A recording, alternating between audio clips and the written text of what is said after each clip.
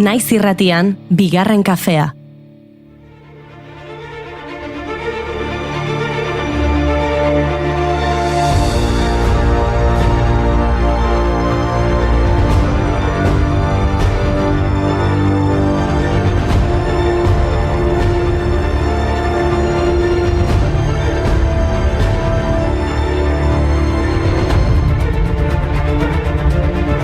Urte berrion entzuleok, guk pasaden astean eman genion hasiera urteari, baina badakit asko gaur itzuli zaretela lanera edo ikasgeletara, urteko astelenik asteleenena da. Etorri gure kafetegiaren goxotasunera. 0 azpitik 7 gradutara Maulen, 0 azpitik 2 Izaban, 2 gradutxotara Bilbota Tuteran, errepidetan mesedez, adibili. Esan bezala guk berotuko zaituztegu, kafea eta mikrofonoa prest. Ez diogu beldurrik elurrari.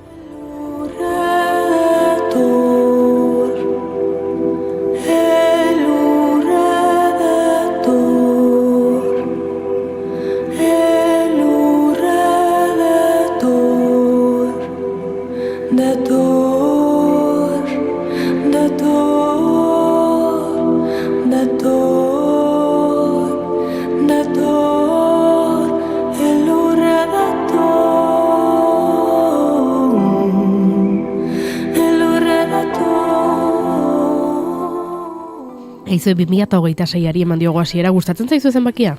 Niri bai, niri gustatzen zait. Bai. Gainera, ospakizunerako arrazoi asko emango dizkigu urte honek. Urte hurren asko topatu ditut nik hemerotekan. Egingo dugu erropasoa, ben gainigo, bota zuk lehenengoa. Begira, adibidez, urtarri honetan bertan 60 urte beteko dira frankismo betean Victoria Eugenian sekulako jaialdi euskaltzalea egin zutenetik. Kontua da, egun eta ordu berean La Voz de Españak Bellas Artesen konkurso de artistas noveles antolatua zuela, eta kontraprogramatuz jarraian zerkitaldeak jaialdia antolatu zuen. Aurkezpen lanak jarraian zerkitaldeko Ramon Saizar Vitoriak eta Trio Kemeneko Maria Arregik egin zituzten.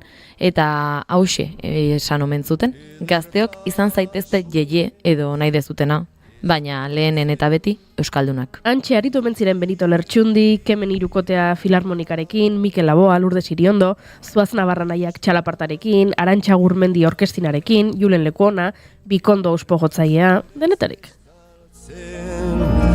Diren bidetan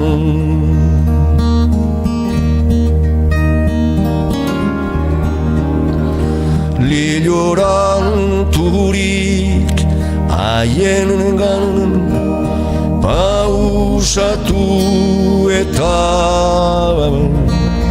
oarkabean ito egiten zara.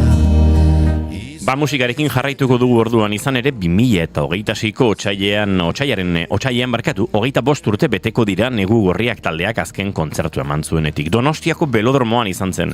Kontatu dizuegu behin baino gehiagotan Galindo Intxaurrondoko kuarteleko komandanteak ustelkeria kantuagatik jarritako salaketaren ondorioz epaiketa izan zuela taldeak, eta esan ozenki zigilua desagertzear egontzela. Bada, epaiketa irabazi zutela ospatzeko kontzertu dotoreak egin zituzten Baiona eta Donostian. Sarrerak noski azkar agurtu ziren. Iker Bizkarguena naizeko kideak kontatzen du mundu osoko jendea bildu zela Belodromoan. Selekta kolektiboak eta banda basotik kontzertu gogoan garriak eman zituzten, eta gaueko 10 iritsi zirenean, Fermin, Inigo, Mikel, Kaki, Mikel eta Izaskun Forkada agertu ziren oholtzan eta festak eztanda egin zuen. Bestetan aldiz gorrotuarekin, eta batzuta amoiarekin. Bestetan aldiz gorrotuarekin, horrelakoa da, bizitza egintzazu behar duzuna. Horrelakoa da, bizitza egintzazu behar duzuna. Horrelakoa da, bizitza egintzazu behar duzuna.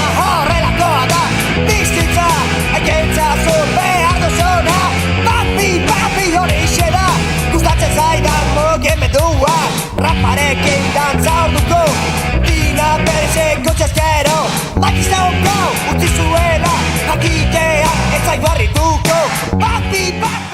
Enaiz belodromotik aldenduko. Martxoan barkatu 50 urte beteko baitira, 24 orduak euskaraz ekimena ospatu zenetik, 1976ko martxoaren 27an Donostia, Loiola, Iruñea eta Bilboko herri irratiek 24 orduko euskarazko irratsaioa egin zuten, lege frankistek utzitako zirrikitu bat baliatuta.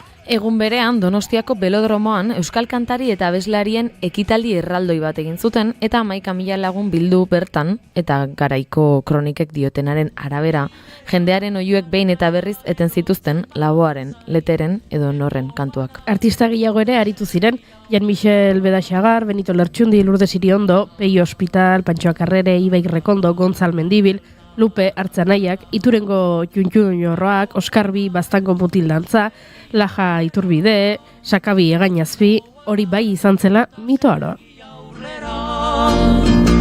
Ez dugu beldurrik, ez dugu lotxarik, norgeran zergeran aitortzeko. Ez gaituk lapurrak, ez eta zakurrak, kataiaz loturik ibiltzeko. Gizonak bagera jozagu. Eta apirilaren 14an Errepublikaren aldarrikapenaren 85. urteurrena ospatuko da leku askotan. Bereziki Eibarren 1991ko apirilaren 14an bertan aldarrikatu zuten Errepublika hauteskundeak errepublikano eta sozialistek irabazi ostean. Aldarrikapena egin zuten lehen hiria izan zen. Goizeko ordu txikitan bildu ziren bi alderdiak eta udal berria osatu ondoren 3 koloreko bandera ipini eta aldarrikapen ofiziala egin zuten. Eibarren hainbat ekitaldi antolatuko omen dituzte efemeride honen arira, baina horiek apirila iristen denean kontatuko dizkizuegu. Leheko denboretan errege bat jozen, orain oro errege hori dukain zuzen. Dugun errepika, Viva Republika, dugun errepika, Viva Republika.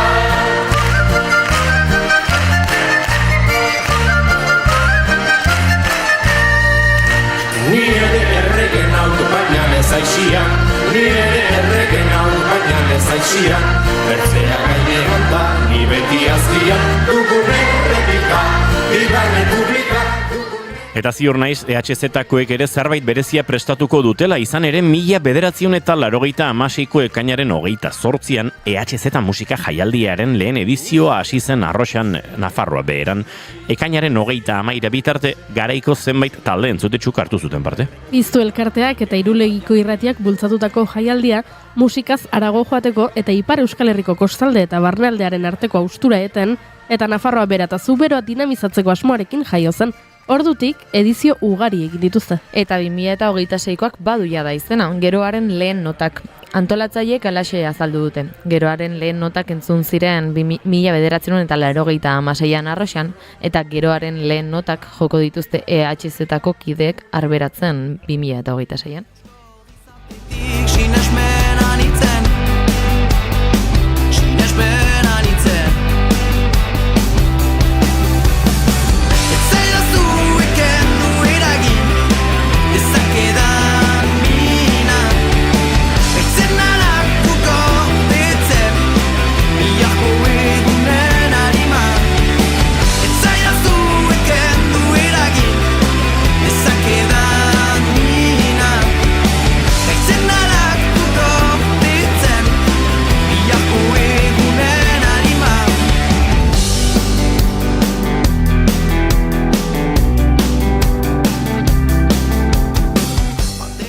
Eta izue iraian esaldi famatu batek 20 urte egingo ditu.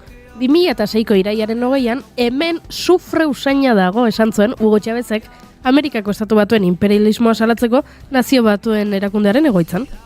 Bezperan bertan hitz egiten egondako George W. Bush Amerikako estatu batuetako presidenteari egin zion referentzia. Esanez, atzo deabrua egon zen hemen, sufre usaina dago oraindik. Eta orain ere, alaxeko usainea egongo da ziurrenik. Maduro eta bere emaztea baitu ostean, Donald Trumpek esan du ez duela baztertzen Venezuelan egindako operazioaren antzeko beste misio bat Kolonbian egitea, eta Kolonbiaz gain Kuban ere jarri du begirada. No es extraño.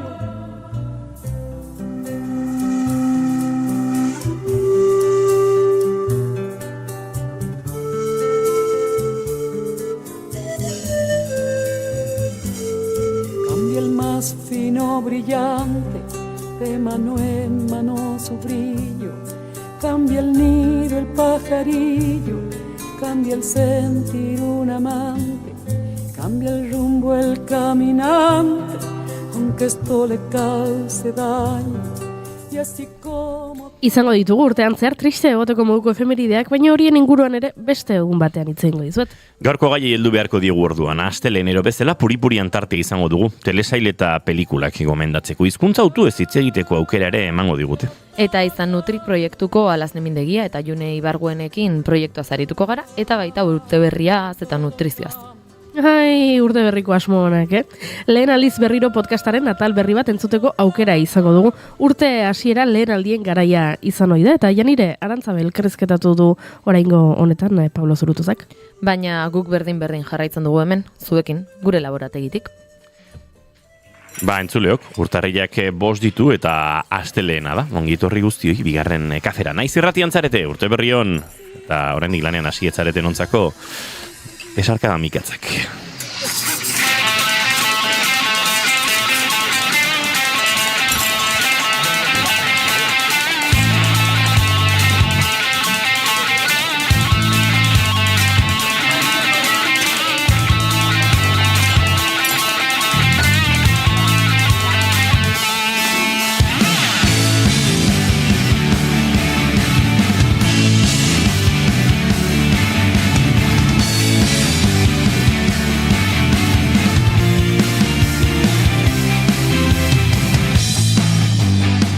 Zuekin entzuleok June Romatet Ibarguren egunon. Egunon. Eta urte berrion. Urte berrion. Eta zuekin entzuleok Goiuri Ezeiz Arandia egunon. Egunon. Urte berrion esan izun horrekoan. Baina esan berriro. Urte berrion. Urte berrion. Izketan ari zaizuena Inigo Asensio Lurbide gaur bigarren kafeak 1100 garrena du, bai, bat 00. Hau bai zanbaki borobila. Urtarriak 5, goizak 10 eta 17 minutu gu 3 urrengo 2 orduetan, zuekin bat egiteko asmotan ongitorri guztioi. Naiz irratian zarete, bai, bigarren kafean.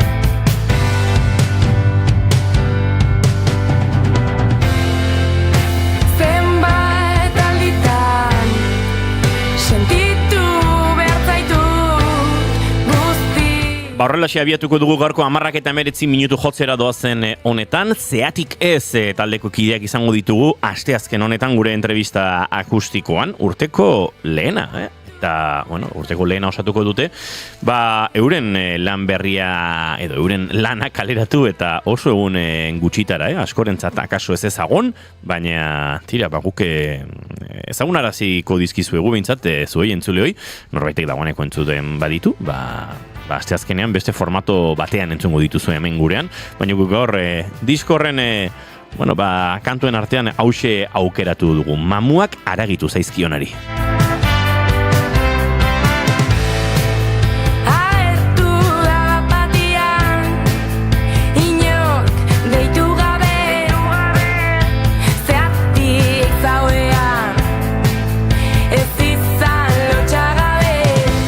Eta maite duten tarteari egin behar diogu leku. Zer begiratzen didazu horrela, June? Ez, pentsatzen olako zabiltzala zerbaiten bila zure mapan. Manabil. Eta grazia indit pentsatzea. Banabil. Saioan zer ere oraindik bila zabiltzala. Banabil, June. Bai, oraindik ez dituzu topatu. Ez. Kontatu entzulei zer gertatu zaizu Inigo, hau kontatu. puri-purianen aipatuko ditugun telesailak, baino misteriotsuagoa izango da. Zer gertatu zaizu Inigo? Gertatu zait, bide batez egun hone, mentxe Alazne eta Juneari dira sartzen gure laborategira, itxiate azkar baiz, hemen freskura sartu ere egiten da. Nahi baduzue gurekin eseri dagoeneko, edo gauzak utzi handik eta gero eseri. Zer gertatzen zaidan? Ez dakidela ze momentutan, nire airpotak nire jabetzatik urrundu direla. Jabetzatik urrundu dira. Bai. Ondoko dendan urrundu den bezala kristala, ez? Hori gero kontatuko dizuegu, baina bai, nik onartzen dut aterkia badela elementu nolabait protokomunista, alegia, aterkiaren jabetza pribatua aspaldi gizarteak erautsi egin zuen, eraitsi egin zuen, eta aterkiak, pixkat denonak dira ez ubazoaz denda batera, aterkia uzten duzu, eta aterkia ez da hor. Igual beste atartu dezakezu, horrelako gauzak. Nik uste jendeak hori sinisten duela. Aterkia ez dela. Jende batek bai zuk. Nik ez ditut aterkiak hartzen, gutxi erabiltzen dut, baina nire aterkiak norbaitek hartzen ditu. Uste dut denoi desagartu zeigula inoiz aterkiak. Aterkiak denonak dira hor, adosago. Baina airpotak, ez dira hain denonak. Gainera izena edukitzen dute. Bai, izena eta lokalizazioa. Kontua da, lenguan, nire airpotak genituela topatzen, Iruñan izan nintzen, eta airpotak berreskuratu nahi nituen horretan, sartu nintzen aplikazioan, eta, airpotak, ze arraroa, airpotak daudela Tolosako zona honetan zen, ni horren naiz egon, eta ez da batera erresa, ez da gitu, bertara iristeanik ez baditut bertan galdu, eta bar, Finintzen pentsatzen, eta egia esan, furgonetan batutan utzi izan ditut, baina, furgoneta ez diate iriki, beraz, hemen ere irratian batutan ahazten ditut, baina, ez zeuden. Momentu batean, Imanol entxetik gertu zeuden, Imanol etzen ditun bartuko konfundituta airpotak, eta ez da, hortik minutu batera beste non bai zeuden, eta. Eta orain ikusten duzu non dauden? Nik badakit, nire airpotaren jabe berriek, non lo egiten duen. Gauean begiraritu zara. Ez, damagit, bi egun terdi bere mugimenduak aztertzen. Eta Tolosan da. Tolosa ez Ibarra artean mugitzen da. Zerkausian denbora desente pasatzen du. Eta horrek pista bat ematen ditzen momentu ez oso jendetsu batean identifika ezaket behintzan norden. Ados? Eta gero... Pertsona horrek ez dakizuk jarraipena egiten diezula? Ez dut uste. Nik bazpade jarri dut, hor airpotak ematen dizu aukera esateko zinen zure telefona eta mezutxo bat usteko haren jabe berriari. Aizu galdu egin ditut, mesedez deitu telefono ontara. Kaskoetan entzuten du hori? Ez, usut konektatzerakoan edo agertzen zeizula. Beraz, aukera eman diot borondate honez aritzeko. Uste dut, geratzen zaigun bide bakarra dela borondate txarra. Bale, biali Manol. Gu ez dena jungo gara? Nien ez jungo, Bila? June. Ni kroketa jate ditugu. Orain geldik dago? Etxean dago, honek gaur lanik ez du. Etxean dago. Bai, zasira batean. Etxea gertu dago. Hemendik gertu dago. Bai. Manol. Nahiko gertu. Baina etxeak ez dira leku honak topatzeko, ez du izen zara eraikin batera, hemen nunbait biziko da norbait. Ez dakit zuze sola iruden. Behar duzu gehiago kaletik eta harrapatu. Hortarago behar duzu kalean geldik, leku zabal xamar batean, eta jende gutxi dago. Taberna batean. Tabernan ere ez da erresa, Taberna erresa, Bueno, taberna agertzen balin bada, ez dakitza tabernan dagoela, jungaitezke taberna horretara, eta esan, aizue! Hemen dira inorrateko, Juri guztua egingo luke hori, Nik azkeneko orduetan sutxuki jarraitu dut Venezuelan estatu batuek egin duten operazioa, eta orain sentitzen naiz ni militar jankien pareko. Tejeroren ez dugu egingo, baina nik nire airpotak berreskuratu nahiko nituzke gainera duela 3 egun, galdu, baina ordu batzuk lehenago esan, nik banuen beldurra airpotak errez galtzen zirela, eta bian, erekin 5-6 urte dara matzate, eta pixkat desubikatu zaizkit tarteka, baina beti bultatzen dira nire gana, ez? Kasu honetan, uste dut, borrokatu egin barko dela. Ez dakit borrokatu barko den metaforikoki edo literalki. Baditut 2 minutu irrati novela eder bat kontatzeko airpoden harira. Ui. 2 minutu soiek. Daramago airpoden zitz egiten bost. Ni gaizki usteko izango da? Ez beste kasu beste bat da. kasu bat. Ados, entzuliok bauda nere kasua, jakinaren gainean mantenduko zaituztegu, azken ordukoa, datorren asteazkenean goizeko 10:00 emango dizuegu, bien bitartean, norbaitek informaziorik balu deitu mesedez, 688 722 bigarren kafearen telefonora, Bai, esango Juri. Bueno, kontua da, nire ezagun batek esango dut, ez kontatzearen, nire ezagun batek AirPodak galdu zituela, Inigok galdu dituen bezalaxe. Baina ez zituela galdu bere herrian.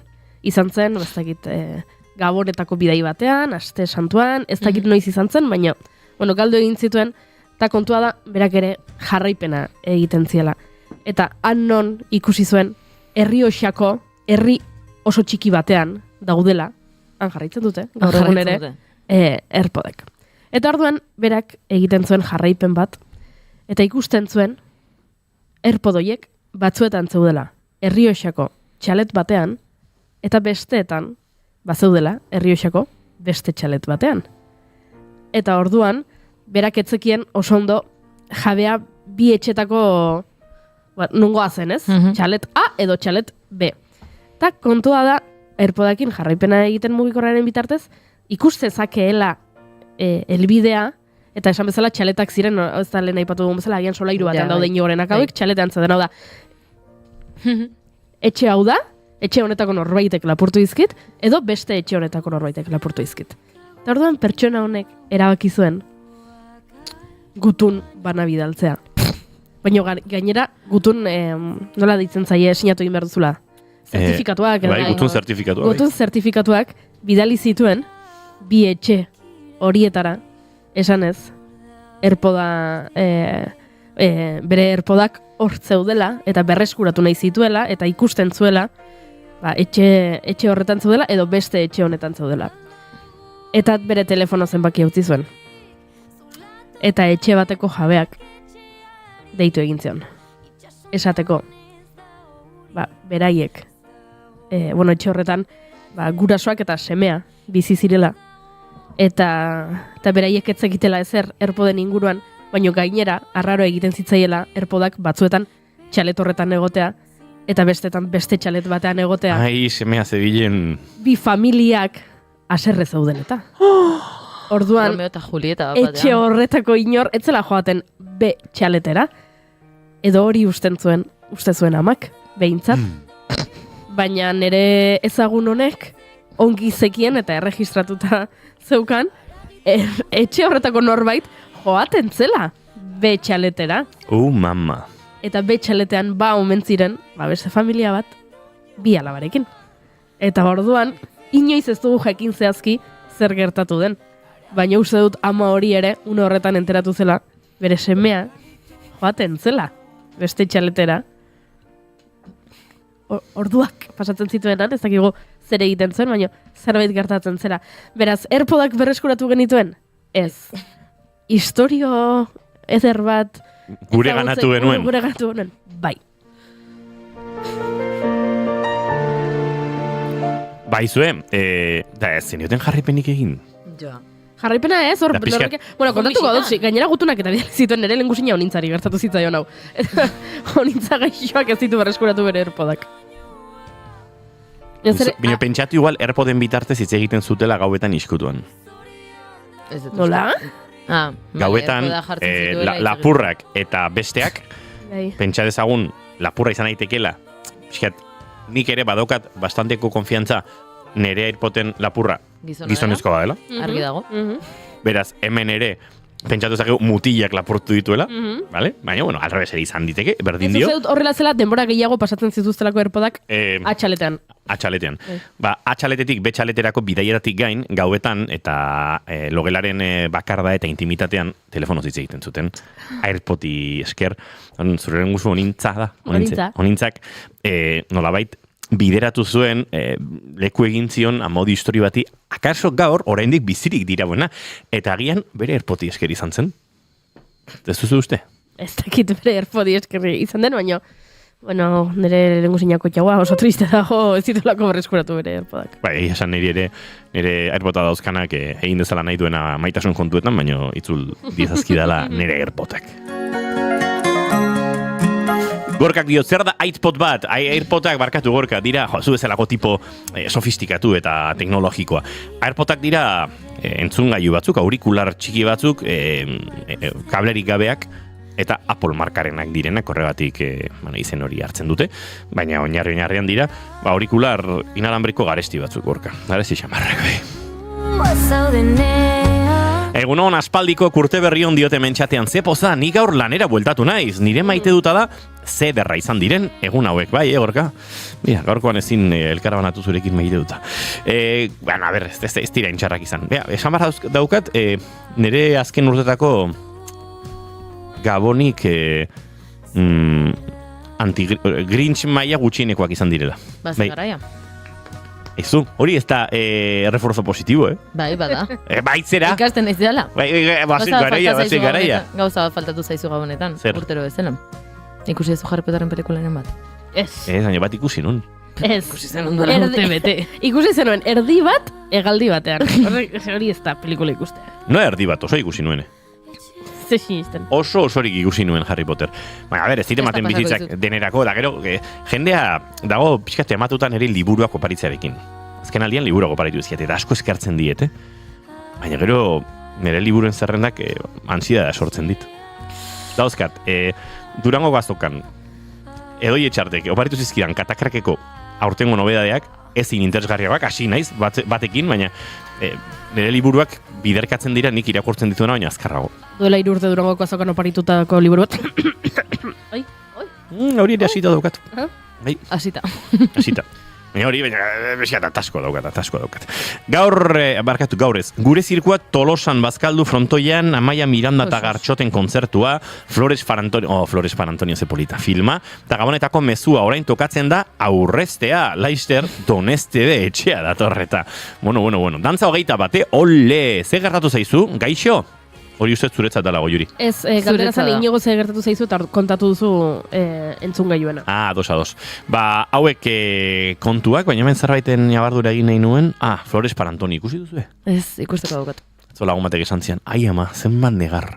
Baina lagun hau, Mexikon bizitakoa da, eta mexikaraz hitz egiten duz, bere bizitza gehiago pasadu Mexikon hemen baino, Espainian edo Euskal Herrian baino, eta gogatzen dute espresio ez, jore un buen txorro.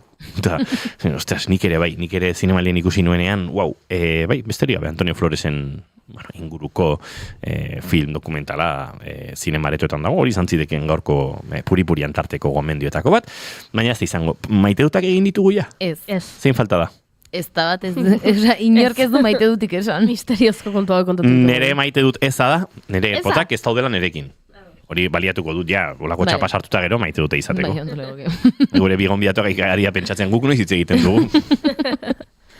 Egunon, urbildu mikrora, Egunon. Eta jarri eroso, gorago, berago, jarri behar bali medituzu. Aulkiek ere altura gora eta bera egiten dute. Jarri eroso. Bitartean kontatuko dizuet nere maite duta. Bitartean, ados? Ados, zein da zure maite dutago Juri?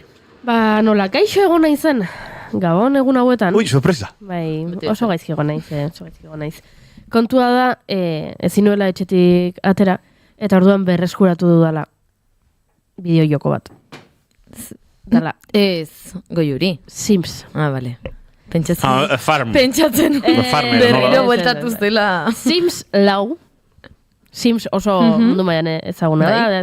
Etxea eraikitzen duzu, familia bat egiten duzu, eta bizi egin behar duzu, eta bizi iraun, eta ez zaizkizun hiltzen, zure sortutako familiako kideak, eta horrelako gozak egin behar dituzu.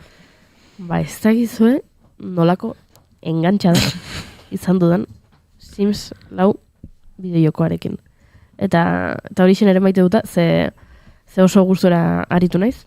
Ez izot gezurrik esango, probestu dut eta erosi dizkiot osagarriak, ze gainera zuk daukazu bideojoko originala, eta gero eros ditzakezu, bestelako osagarriak, ez?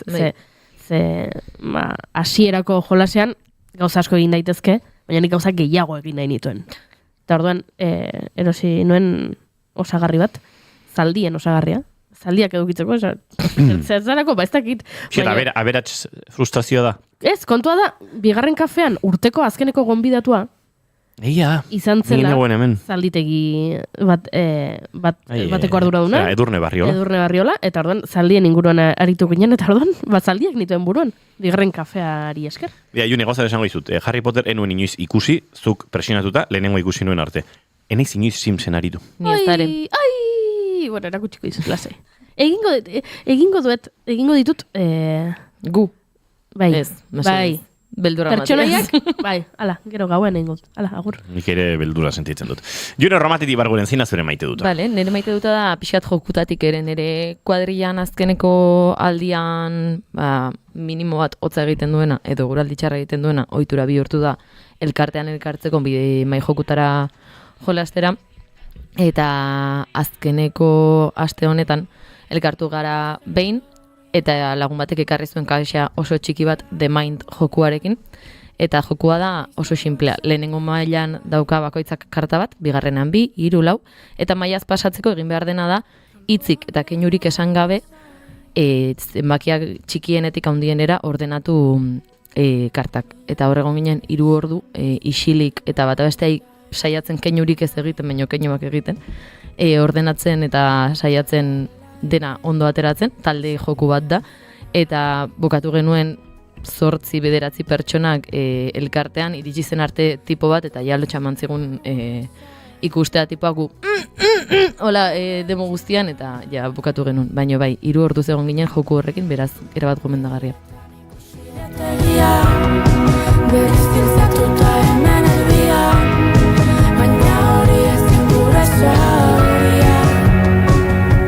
Entzuleo, hoxe gure maite dutak? Bai, batez ere gomendioa zen, matematek oraindik erregelanak egin ez baditu horratzean ikusten den bezala, kriston hilara dago eta... Bai, jostaioen da badaukagu hemen gure parean eta prokastinatzaile zikin horiek. Arrakitzen du, baina bueno. Nik opari gutxi ditut egiteko. Nik ez da bat. Baina egin gabe ditut bai. Enuen pentsatzen egin beharko nituenik. Adostu genuen etxean aurten etzegoela paririk eta nire gurasoek ez dute bete. Eta orduan, ez dakit, ze gertatzen den. Eskatu diete erregei guretzat zerbait. Orain ni nabil erregei eskatu nahian azken orduan gauzak. Ze gustu duzu erantzungo diatela? Magoak dira, ez? Kabalgatarik ez duzu egiten, kartagian eman dizu.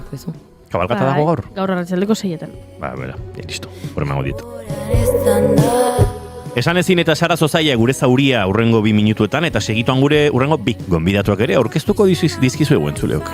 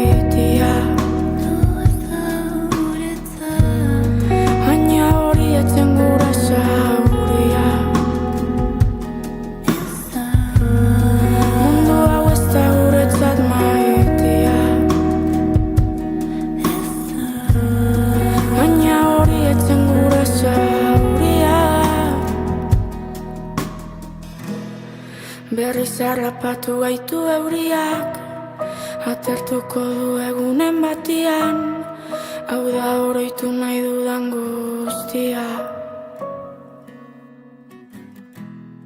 Berriz harrapatu gaitu euriak, atertuko du egunen batian, hau da oroitu nahi dudan guztia.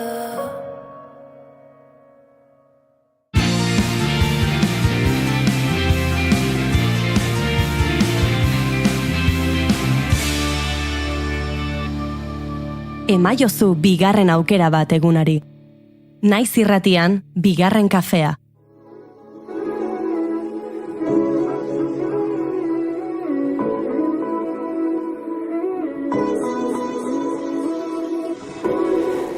Lorategi bat, ezin da landatu oroitzapenean. Urtea hastearekin batera gure buruari asmo edo helburu ezberdinak jartzen dizkiogu. Askotan betetzera iritsiko ez garen nahiak izaten dira gainera. Batzuek zine egiten dute hilabetean liburu bat edo gehiago irakurriko dutela. Beste batzuek tokietara garaiz iristen ikasiko dutela. Eta beste askok kirola egiten hasiko direla eta hobeto jango dutela.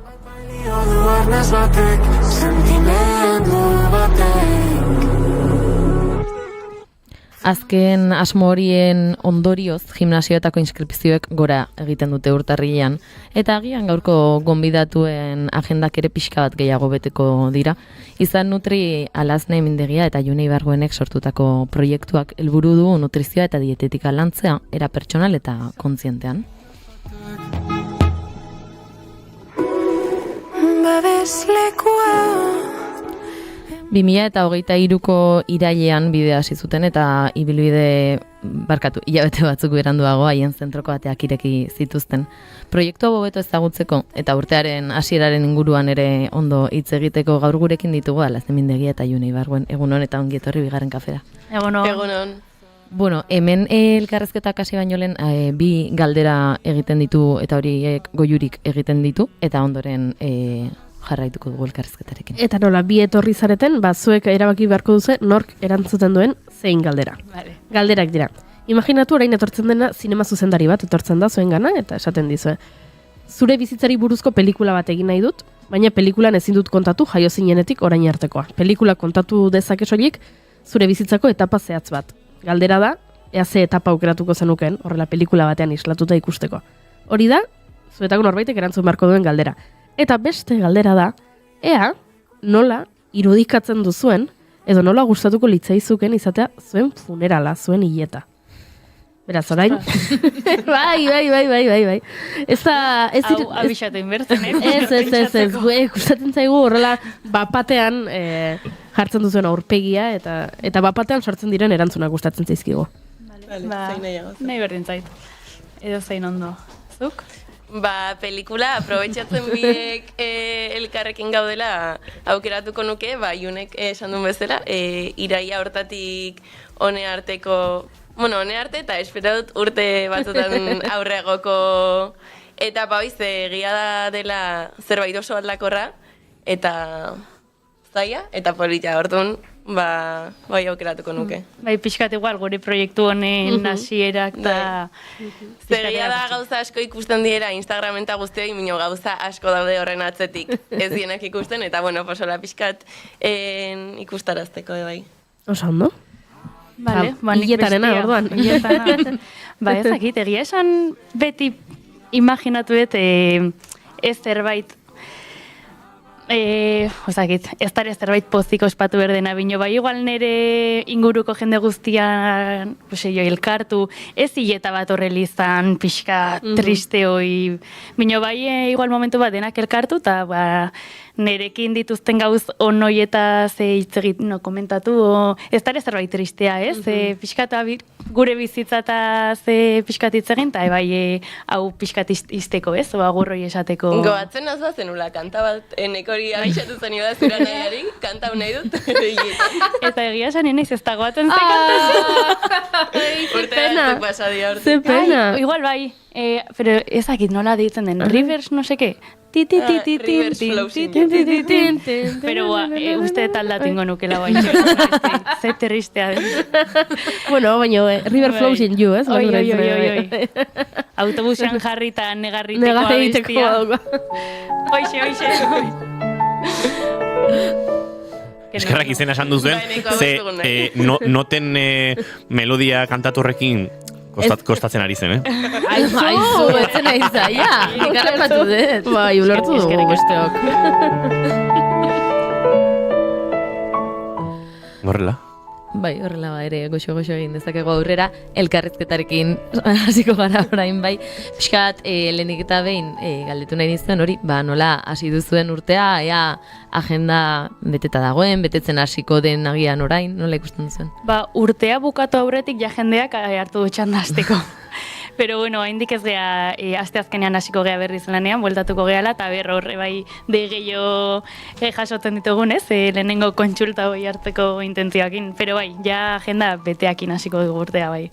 Pixka bat bai lehenik eta behin hasierara jo nahiko nukela, pixka bat nola sortzen den proiektua eta hori galdetu nahi nizuen, nola hasten da zu bien artean proiektu hau sortzen eta gero jarraituko dugu aurrerago nola joan zen, baina...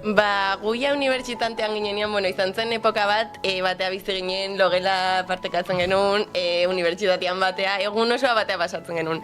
Eta beti esaten genuen, bukatzen dugunean, bien artean zerbait sortu behar dugu, egia karrera bukatu genula eta hor gelditu zela ideia, ez genekin oso ondo zein, eta bakoitzak aukeratu genuen gehien gustatzen zitzaigun nutrizioa darra, eta master batin genuen, eta hoi bukatu genunean, seginen pixkat ikusten bideragarria izango zen, etzen izango, eta bideragarritasun plan hori aurra eramateko, pixkate bai behiratu behar genitun lokalak, pixkat prezio aldetik orientatzeko, eta lokalak behiratzen hasi ginela esan genuen. Lehenengo egunean izan zen gaina, ez? Lokalak ikustea junta, puf, hau, eta aurrea. Kendu zenuten buruko min bat, izaten da, nahiko buruko min handia erabakitze hutsa ere, baina... Eske pentsatu genuen, hobeto, buelta gehiagi ez eman, hau da momentua ez dakagu ezer galtzeko, ez dakagu ezer ordaindu beharrik... Ez etxe bat, ez hipoteka bat, ez xemela bak, oain, oia luzatengo da, así que... Eta hoxen genuen. Eta hori, hasi zen 2023ko, iraian hasi zineten sareetan oi hartzuna ematen pixkanaka proiektuari, eta gerora ikusi genuen 24ko martxoan edo irekitzen dituztela ateak lehenengo aldiz. Nola jaso zuten zuen ingurukoek pixkanaka proiektu hau hastea eta... Ondo, ez? Ne ustez, babes asko uki genune bai ingurukoen aldetik, eta horreke bai laguntzen du asko. Bai. Egia da erabaki genunean gurasoan partetik hasieratik izan zela baiezko bat, animatu eta ikusiko da, eta horrek asko egiten duzte, bai da erabaki bat ez dena erreixa, eta laguntzai gabe igual etzan nausartzen aurrera. Diru inbertsio handi badagola bai hor, eta ikusten badituzu zure gurasoak dien pertsona batzuk erdi dudatzen, igual pixkatatzea botatzen zea bino esan zeguten menga aurrea, eta horreke bai asko lagunduzun. Eta bai badakazu hor, babes batakazula hor beti apoiatzeko edo, eta horreke bai lagunduzegun aurrea eramatea guzti hau.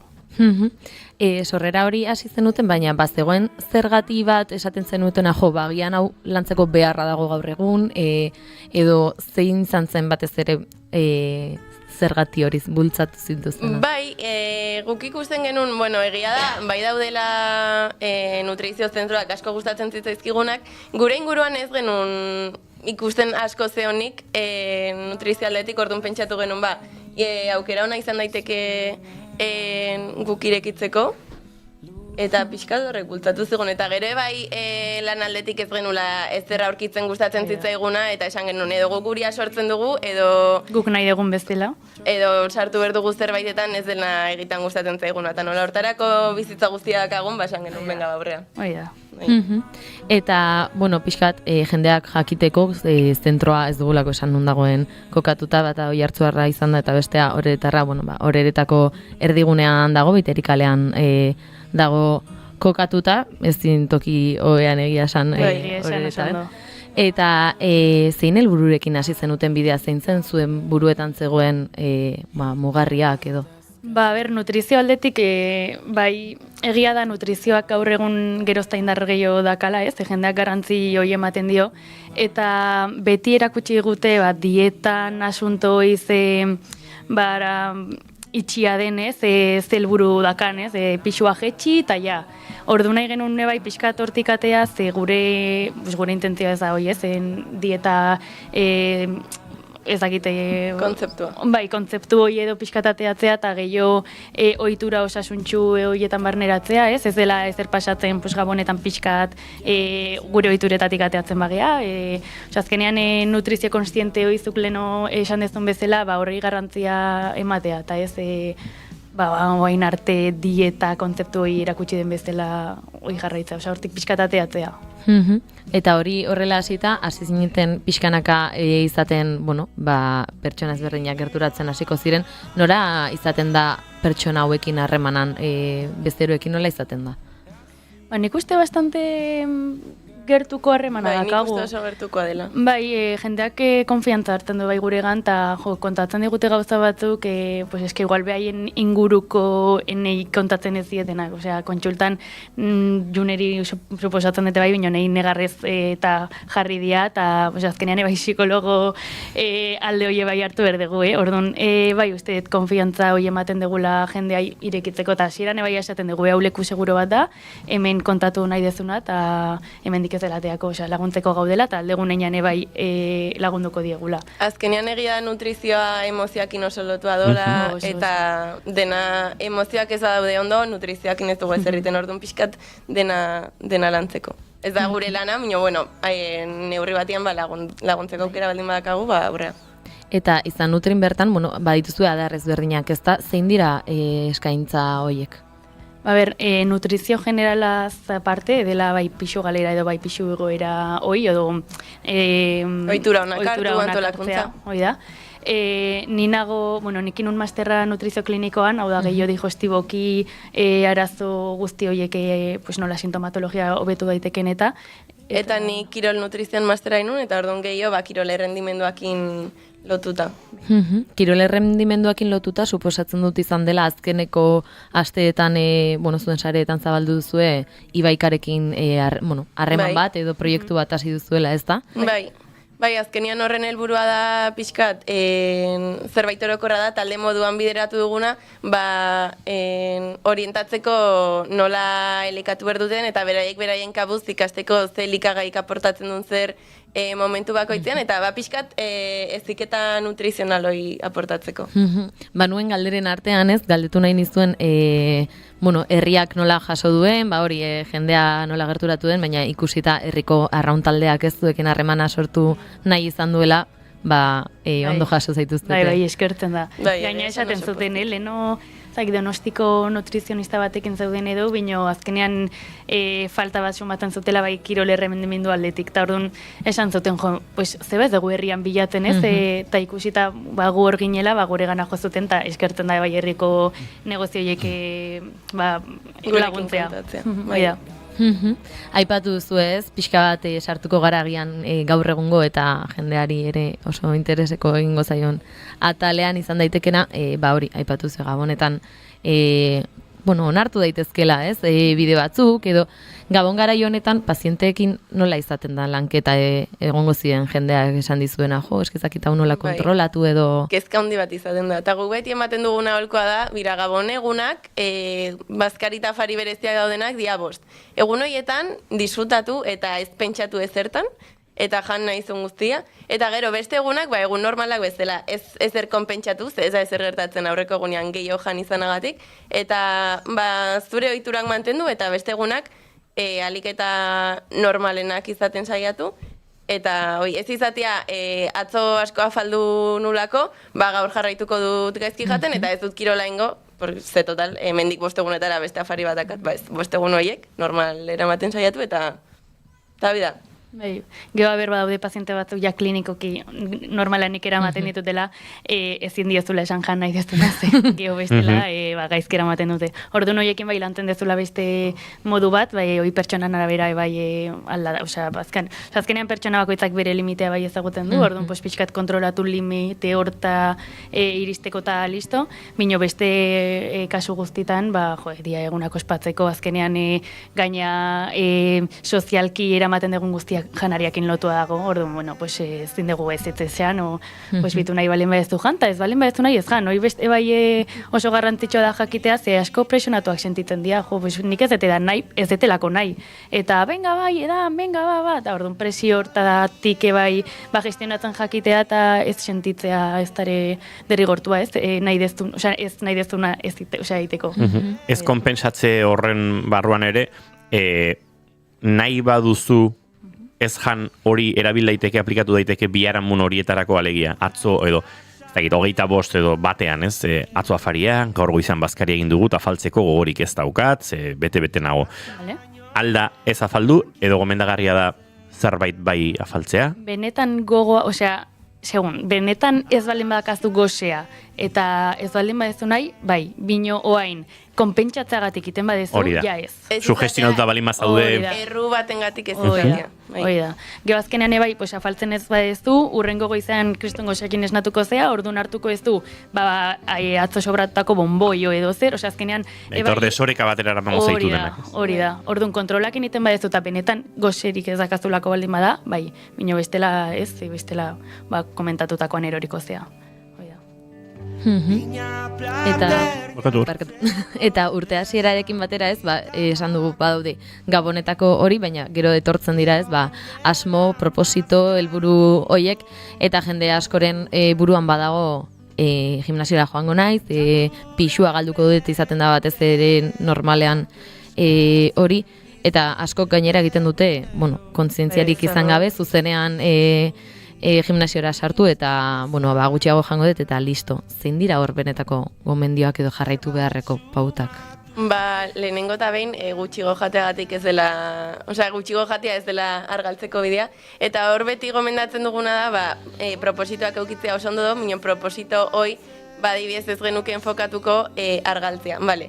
Zuk argaldu nahizu, argaldu zertarako, osasuntxoago egoteko kasu batzutan agian bai, enfokatu ohitura osasuntxu batzuk hartzen. Eta hortarako gaude gu laguntzeko, mino etortzen zaigunean jendia beti, bale, nik argaldu nahi dut, hor beti saiatzen ga buelta bat ematen eta ulertarazten argaltzea ez dela helburu bezala hartu behar duguna, eta helburu bezala hartu behar duguna dela, ohitura osasuntxu horiek hartu, osasuntxu mantendu, eta batzutan horrek ekarriko du argaltzea, mino ez helburu zehatz bezala. Eta zein dira, agian izan daitezken ohitura osasuntxu hauek ez, aipatu duzu, kulpa horretatik ez, zure otorduak agintzea, edo badaude agian pauta batzuk? Generalean, pertsonan arabera, ez? Gure erantzun gogokoena da, oso segunda, segun pertsona. Orduan, ikusi berko zen, pertsonaren oraingo iturak zein dien, eta nondik jo dezakegun, ez? Ez aldatu dezakegu pixkatasi, bagoazen, fruta sartzea. Ohitura hoi da, fruta sartu. Eta azkenean horrekin ebai, iguale beste hain osasuntxoak ez dien elikagai batzuk baztertu iten dituzu, bino ez pentsatzen oikenduko dut, pentsatzen hau sartuko dut. Orduan bai bide hortatik jo, ez zerkendu, bino ze sartu, baizik, eta horreke bai psikologikoke bai egiten dut laguntzen du bai aldaketa hortan. Ohituren artean, nutrizionisti askotan entzun diet, badela ez, ariketa fisikoa, jaten duguna, nola jan eta bar, eta loa ez, loak ere bere biziko pixua duela hor, eta loaren kalitatean zer eta noiz afaltze horrek ere baduela eragina, eta hor sortzen dilelarako bukle batzuk edo, ezta? Bai, iguale lehenago afaltzea gomendatzen delako eta hortik joan nahi dezu. Bai, badaka, zer ikusia bino esaneten bezala pertsonan arabera. Bado jendea, iguale nahiago dula afaldu eta jarraian lo hartu ze tripabeteakin hobeto hartzen dulo, eta beste batzuk afaldu eta 2 ordut hartu berdutela lo, ze bestela ezen dutelo hartu. Orduan, pertsonan arabera ikustea zein izango zen behaien kasua, eta hortiko... Eta horre bai beti daude elikagai batzuk afaltzeko kentzen dienak, ze gero loak kaltetzen dute, mino bai pertsonan araberako da. Pertsona batek lentejak oso ondo digeritzen baldin batu, eta gero ez da du arazoikiko ijanta gero loiteko, nez eta legumbreak dien elikagai bat ez dena afaltzeko lotzen ohituroien gatik, etzen arazoik ongo. Eta hemen bada beste meloitxo bat, joera asko izan dira nutrizioaren munduan, ez urteetan eta bar, azken urteetan oso presente dagoen joera bat da aldizkako barauarena, edo fasting edo ayun intermitente delakoarena. Niri gai asko interesatzen zaiz, inguruan gainera jende asko daukat horre erabilena, eta saiatu nahi zonen inguruan literatura zientifiko pixka topatzen, ikerketak eta bar, eta beti topatzen dut oso epe motzeko ikerketak egin direla, eta hor onartzen direla, zea batzuk, hobekuntza batzuk sorditzakela fazeta batzutan, falta dela epe luzeko ikerketa bat zentzu horretan, eta galdera lehenengo zuen iritzia zine, eta bestalde, epe luzeko ikerketa horiek martxan ote diren badagoen intentziorik nutrizioaren esparrutik hori ikertzeko edo ze puntutan dagoen hau? Bai, badago, gerozta ikerketa gehiago diateatzen barau aldian inguruan. Eta gure iritzi bezala, ez dut esango kontran nagola. Bino egia da, pertsona ezagutu berdela ikusteko ea ongiten dien o gaizki adibidez. Nik nire gorputza ezagututa, nei gaizkin gozian. Eske, ez dinaiz esnatu eta ez gozaldu, eske ez zait sartzen buruan. O kirola iteatea gozaldu gabe, jende askok ez der jangabe iten duela kirola, adibidez nik ezingo nuke. Orduan, ikusten badet, etortzen den pazientea, ez aiola gustatzen gozaltzea, ez dula inoiz gozaldu, nik ez diot derrigortuko gozaltzea. Bitu, ohitura, ohi baldin badaka eta horrela ongi baldin badago, hola jarraituko egu.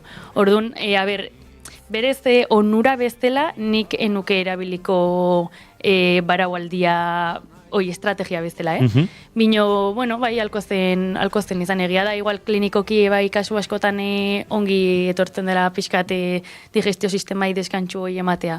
Bino, hola orokorki, ez, eta gutxio nutrizionista batek kontrolatu gabe, ez? Eta igual erantzun nahi duzu. Ez, eta bai esateko baragualdiana jende asko pentsatzen dula dela otordu bat saltatu eta hola pixua geistia azkartzeko. Baragualdia ez da pixua geisteko modu bat, eta gaina baragualdia ez da otordu bat kenduta listo da. Egun hortako otorduak beste modu batean antolatu edo igual bi otordu elkartu, orduan horre bai ez dela otordu bat kenduta listo. Eta kirolarlora bideratuta, hemen badago beste joera bat esango dugu, dieta hitza bitatze alde hortara, ez? Ketoaren edo ketose genesia edo danako, ez? Hidratoen desagertarazte hori, eta kirolarloan uste dut, momentu batutan gehiago erabili zela, eta pixka bat ez da joera hori ez duten pixka bat aldendu edo, baina gizartera iritsi dela, ez? Eta horra akaso baduela arrisku batzuk, kirolari, goi mailako kirolari batek baduelako igual nutrizionista, mediku eta bestelakoen jarraipen bat, eta gizartean ez dela gertatzen, ez? Eta hor, akaso bai dago, joera hauetekin bat egiteko, puntu arriskutsu bat edo, ez? Bai, hau azkenian nik uste bai dela, karbohidratuak azkenian dia energia iturri bat, eta kirolariak talde bat energia hau asko berdutena. Ordu noikentzia bai uste dut nik dela zerbait arrazoik gabe egiten dena. Moda kontu bat dela edo oinarritzen dela ikertan azkenean bideratu diela ekes gauza ikusteko hori interesatzen dela. Nik arrazoi logiko bat karbohidratuak entzeko ez dut ikusten. Eta gehiago emakumezkoetan, ez? Garrantzi gehiago dakala. Emakumezkoetan asko ikusten da, karbohidrato falta horrengatik gero azkenian etortzen diela. Emakumezkoetan ikusten da, ze azkenian amenorrea edo regla falta hau da ikusten den sintoma bat. Ze azkenian, zuk hilabetero dakazun gauza bat, ez dakazu. Horren aurretik gauza asko aldatzen dira, ez dienak ikusten. Orduan, bai, adibidez leno barauakin lotuta emakumetan ez genuke inoiz gomendatuko kirolaitia barauik. Minutu batzuk oraindik lapurtuko dizkigu, eta kirolarekin jarraituta, horregon da joera bat ere karbohidrato gaindosietara gorputzak behartzeko, entrenamenduetan, orduko 200 eta piku gramo sartu eta digestio sistema kakotxa artean diot, eskuekin ari nintzen egiten, baina entzuten gaituzten entzako, ohitu eta gerora, eta horre irakurri ditut, horrek arriskua sortzen duela ere peluzera, eta gorputza oso mugara eramaten dela, eta sistema digestibo horren lan hori peluzera asko kaltetu daitekeela, edo ez dakit horre ze iritzi duzuen, edo kasu honetan igual zuri dagokizu. Bai, nik uste hori dela beste joera bat, justo kontrakoa diela gorputzari ematia estimulu batzuk ez dienak beharrezkoak. Azkenean gorputzari gauza erreztu beharrian, zailtzia. Kirola egiten dugun momentuan nahiko landaka gorputzak kiroloi asimilatzen, eta elikaduran ikuste dela zerbait azkenean horrei laguntzeko modu bat dena, eta eman bertzaiona momentu bakoitzean behar duna, eta ikasi ze berdun, eta ez behar duen energia oikendu, energia gabe nola dijoan ikusteko, edo behar duna minio energia gehioman, horrekin nola jokatuko duen ikusteko. Orduan ikuste azkenean dela, gorputzari erresa jartzea, eta modu hauek diela kontrako aiteko. Azkeneko bat ustia zuiune. Bai. Venga, azkeneko bat, hau biontzako. Eta hidratuekin lotuta ere, baina pixket gizarte orokorrera itzulita. Badago bapatean, ez dakit, alako jazarpen bat azken urteetan karbohidratoekiko, nolabait produktu, ez dakit, oso kritikatuak bihurtu dira, gero horbeti egon dez, gauean hidratorik ezartzeko, ez dakit gomendio logiko edo mito bat izan ote den, baina mito ez da.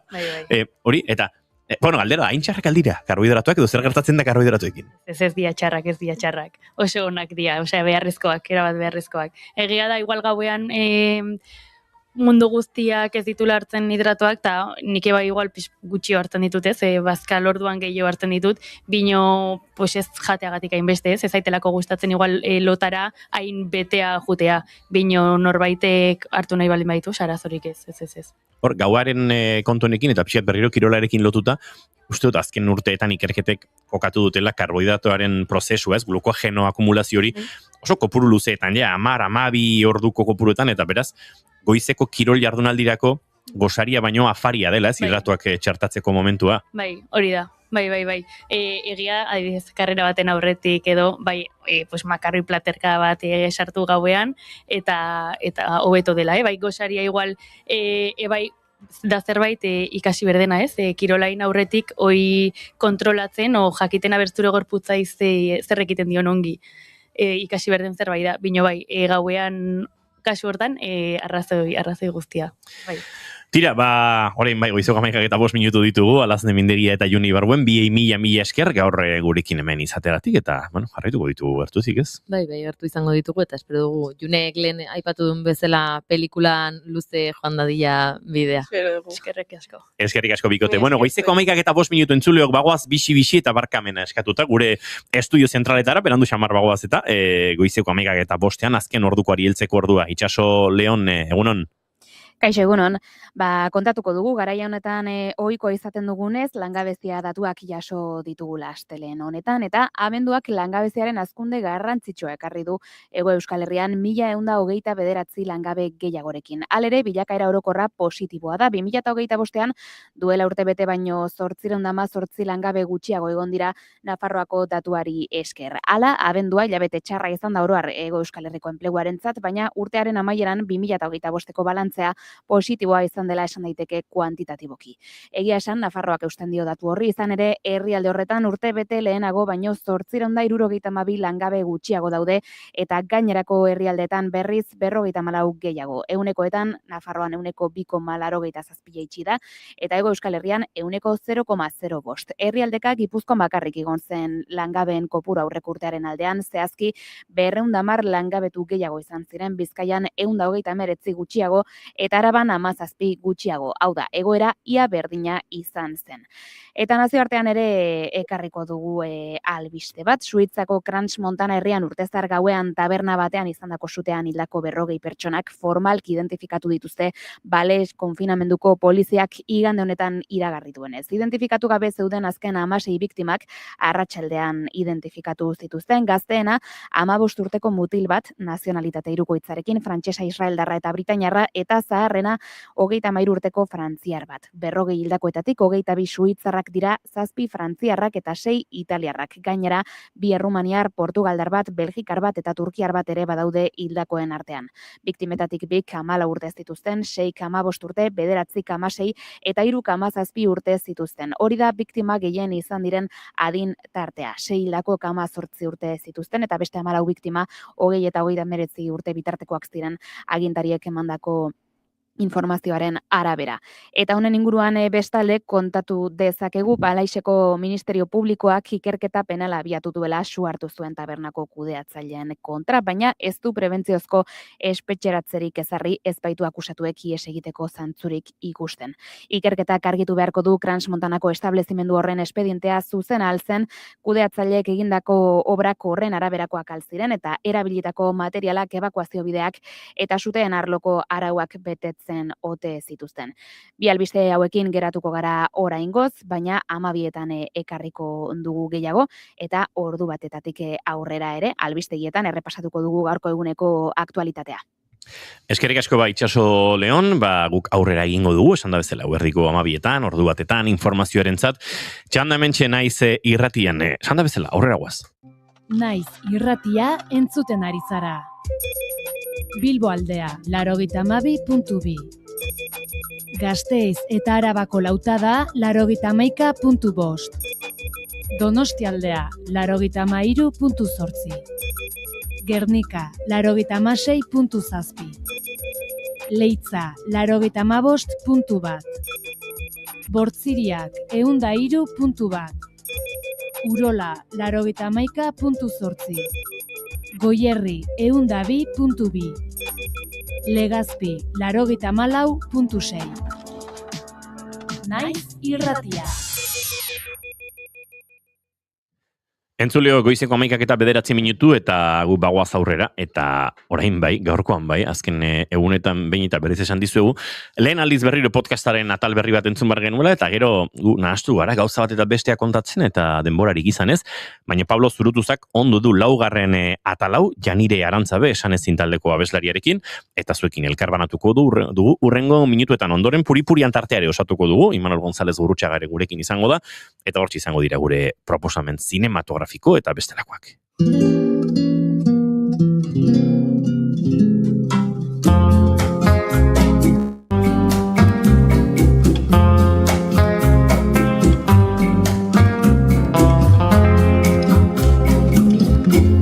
Egun hon entzule. Hau, lehen aldiz berriro da.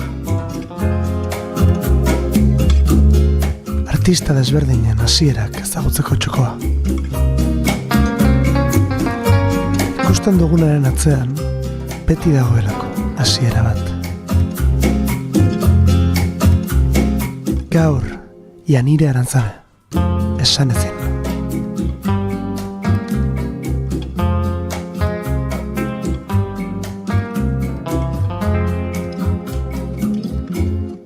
Musikakin harremana betidanik, ez bain dauketen modu berdinen, baina entzule gisa oso umetatik musika asko entzundon pertsona izan naiz.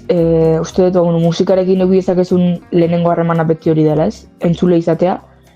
Eta nik bai sentitzet neurri handi baten musikari naizela lehenago eta lehenengo entzule izan naizelako. Eta bai, entzule zutsua izan naiz beti musikarena, segitzen dut izaten oraindik ere. Eta neurri hortan esango nuke lehenengo harremana betidanik izan detela musikarekin. Zein garrantzi zuen musikak zure etxean? Nire etxei dagokionez kuriosoa da, ze nik bizitzaren eta egunerokoaren zati handi bat beti partekatu dut nire familikoekin, bereziki gure familiak urte askotan zabalik eukidun jatetxean eta aldi berean nire amonaren baserria izan dan hortan. Eta kuriosoa da, ze musika pila entzutezan gure jatetxea eta gure baserria dan horretan, bereziki nire tio abueloa beti izan dalako oso irrati zalea, oso disko eta oso kaset zalea, oso vinilo zalea, eta musika beti zegoen martxan gure sukaldean, lan egiten genuen bitartean, lanen ez ginen tarteetan ere bai. Egia da beti izan dela, trikitixari lotutako musika hori, eta gerora igual, akaso hortik bat horki dela ere bai musikarako zaletasun hoi, baina, estilo aldetik zerbait aldendu nahi zela hortik, ez? Egia da, ni sentitzen dutela trikitixan badagola nola bait nire etxearen musikalitate hori, eta asko lotzen dut hori ere bai nire etxearekin, eta nik iraganean numetan asko entzun dituten kantuekin, eta nik uste beti dagoela hor zerbait, ez? Eramaten zaituna nola bait gerora musikak leku berezi bat izatea ere bai zure bizitzan, nahiz eta beste musika estilo batekin dan kasu hontan bereziki, baina bai nire etxean musika egunaren erdian beti irratian martxan, eta beti piezaren bat edo beste beti entzun gai. Noiz konturatu zinen musikari izan nahi zenuela? Bai esan, uste, inondik inora ez nintzela hasi bideo egiten premisa horrekin edo pentsamendu horrekin musikaria izan nahi eta orduan hasiko naiz. Izan zen askoz gauza naturalago bat, 2020 pixka lentxeago uste eta zinintzela egoela saltzeatzen hemen, baino beste gabe musikak okupatzen zon leku oso berezi bat nire bizitzan, eta momentu hartan tokatu zitzaizkiten gauzengatik eta bizitzen nahi nintzen denak eraman nindun nola bait hartzera bide hori sentitzen dulako, bazala nolabait niretzako hori kudeatzeko modu naturalena, askatzaileena, eta niri pake handia emate zidan modu bat, eta oso eroso sentitzen nintzen modu bat, ez? Eta hortan hasi nintzen, eta nik uste beste guztia pixkat jundala etortzen. Eta bidea egiten jun naizela, plazerretik eta sentitu betelako nolabait hontan hasi nintzenetik, hemen badagola musikaren bidez, badauketela, hemen egoteko modu bat askotan, mundu hontan egoteko modu bat, eta ni naizen bezala izateko, eta hori nolabait nire inguruari erakusteko modu naturalena niretzako oraintxe eta hasi nintzenetik musika izan da beti. Eta baten, topatzen dezu nolabait zure lekue mundu alrededor hontan, eta uste beti dela gehiago hori. Osea, askotan ez dut pentsatzen hontan nabilela eta musikari naizela. Ez eta inbeste pentsatzen hortan, musikari naiz hontan hasi nintzelako eta hirugarren disko bat egiten dezunean jasatezu, igual musikari zea ez, eta ez diotola beldurrek hori horrela dela aitortzeari, musikari naiz, eta super ondo, baina ez diot inoiz hartu tankera hori hemen egoteari, ez diot sekula igual nire buruari afirmazio hortatik gehiagi ikusi, eta gehiago izan da oso modu bizeralean eraiki detela udena, eta batzutan hori egiten duzu bitartean eta bidean, baten esatezu, musikari naiz ez, baina ez da inoiz hasi nire bidea ustet musikari nahi izatetik. Hasi da beste leku batetik guztiz, eta uste horrek ere askotan ematen dizula edo eman ditela presio gutxiagorekin aritze hori. Hartu diotelako honi guztiz bestelako asmo bat eta horrek eman ditela lasaitasun ez hemen egotearen eta presioak akaso gutxiagorekin gauzak egitearen lasaitasun hori. Zein izan zen ikasitako lehen instrumentua?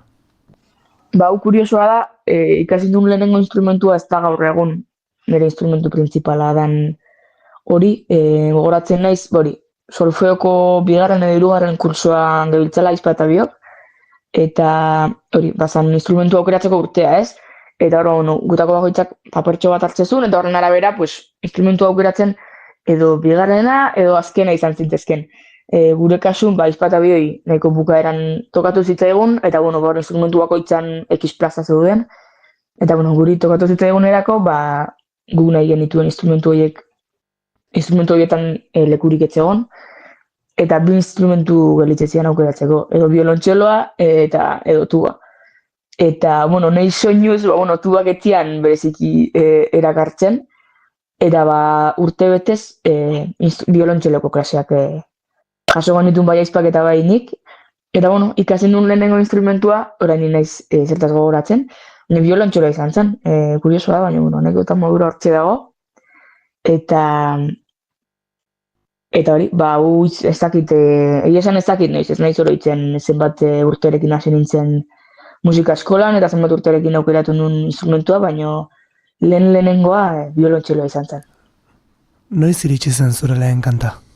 Nik idatzi letraldetik, eta aldi berean musikalkiro konposatu duten lehenengo kanta, edo konposatu nuen lehenengo kanta, berriz zu izan zen, aireratzen lehen epean dagon kanta, eta kuriosoa da, askotan, hirugarren diskoa orain ez, eta bizkat bideara egiten zoaz, eta kantu zahar batzuk aurreko diskoarekin zuzenekoan ez genituen jotzen, disko berriarekin beste batzuk gehiago gehitzen dira, eta usten dituzu bizkat setlistetik kanpo, eta aldi beren berrizu bada kantu bat, sentitzen detena, bideak aurrera egin ahala, eta disko berriak eta kanta berrik iritsi ahala, sentitzen dut, badala kanta bat, ez detenak enduko sekula, esan ezinen setlistetik.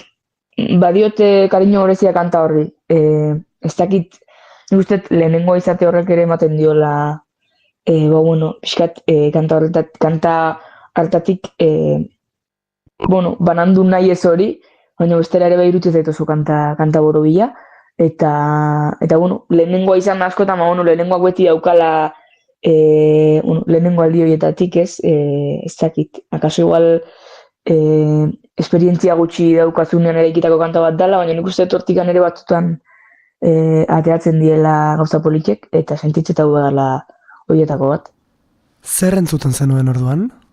Garai haietan eta nire nerabezaroan zehar asko eta beti entzun duten talde bat izan da Lain taldea, kariño berezia dioten talde bat da, eta niri suposatu didate asko bere haien kantuak, eta aldatu ziten bizitza haien kantu batek zehazki. Asko entzuten online, asko entzun nun ere bai garai horietan, eta Liberian izan zian bere lehenengo kantuak izarok, bere lehenengo Paradise eta on disko harri buelta pila bat eman nizkion gogoratzen dute oso ondo, eta nik uste izan dela ere bait nire musikalitate edo nire musikaren bidea kitzen hasi aurrekari horiek, ez dakit, nolabait referenteak sumatzea ere bai gerora egitera ausartu nintzen hortan, eta gogoratzen dut izaro izan dela niretzako lehenengo referente hori ez, Lain taldearekin batera.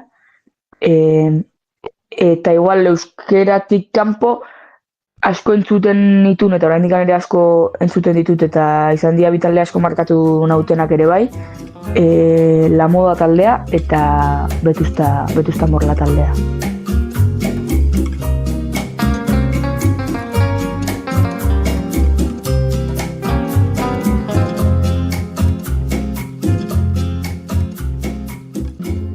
Orain dela gutxi zure 3. lana kaleratu berri duzu. Gustora zaude emaitzarekin? Bai, egia esan dala 5 urte, espektatibarik gabe usteta zen nintzera literalmente hontan, eta enoen eluigatzen nire burue handikan 5 urtera ja 3. diskorekin, eta egia esan atzea bida jartzen naiz, eta sentitzen ez oso konektatuta egin deten denakin, eta horrek ez dakit ematen ditalako poxa eta bai ez dakit, asebetetze sentsazio handi bat, eta esan disko berri honekin emaitzakin eta bidearekin ere bai. Denetik dauka bideak, baina bidearekin eta emaitzakin oso pozik, sentitzen ez oso konektatuta eraiki dugun disko berri honekin. Uste denetzako lehenengo aliz ere bai irudikatu ditutela kantak musikalitate batetik kanpo, musikalitate baten baitan ere bai noski beti musikazari gea, baina bai irudikatu ditut lehenengoz kantak espazio fisiko baten ere bai musikazarago hormetan, eta esan kontzeptu aldetik uste izan dela lehenengo aldia jolastu dutela bereziki kontzeptuarekin musikazarago, eta horrek eman dizkit esperientzia berrik, eta gero ere bai behin jadena ateratzen dezunean eta kalean dagonean, beste gauza batzutatik ere uste hitz egin dezaketela diskontaz, eta horrek ematen ditu ere zikipoza, eraiki degula zerbait oso benetako, oso gurea, niretzako oso naturala ere bai prozesu aldetik disko hau entzungo dunak ez du baten gizon sorpresa hartuko niretzako soinu aldetik, uste horreko bi diskoetan jaba geundela, hor bat zegoela esan ezin eta hemen jarraitzen degula egoten hori pixkat bideak ematen dizun hortatik, eta zuk ere bideari eragin nahi diozun horretan ez, eta une oro, zuk sentitzen dezun bizeralitate hortatik, niretzako hortikan konposatzea eta eraikitzea beti superimportantea izan da, eta esan oso pozik nago eta gaude eraiki dugun lan berri honekin. Zer aurkitu dezake entzuleak lan honetan? Entzuleai dagokionez, lehen hori aipatu dut bizkat, baino ez dituzte entzuleak disko hau entzun, eta sorpresa hondirik hartuko dunik lehenago entzun bagaitu edo lehenago gure beste lanen bat entzun balin badu.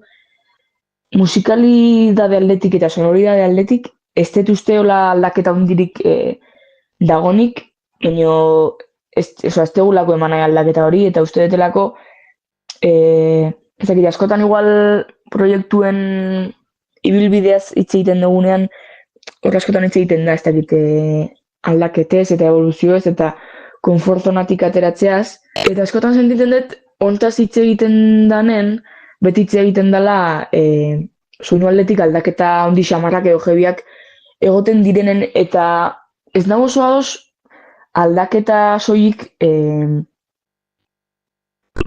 islatzearekin soinu aldaketa potoloetan. Uste dut evoluzioa eta aldaketa beti egon daitekeela, beti tokatzen diela eta beti daudela garai berriak, eta horrek ez duela esan nahi musikalki aldatu behar dugunik goitibera baten egiten gabiltzan hori, baldin eta ez parezu sentitzen nola gala. Ez dut uste zentzu handi daukanik nolabait saiatzeak konfortzonatik ateratzen eta sonoridade aldetik gauzei 1000 buelta ematen, ez parezu nahi eta ez parezu irudikatzen zure proiektua hori egiten.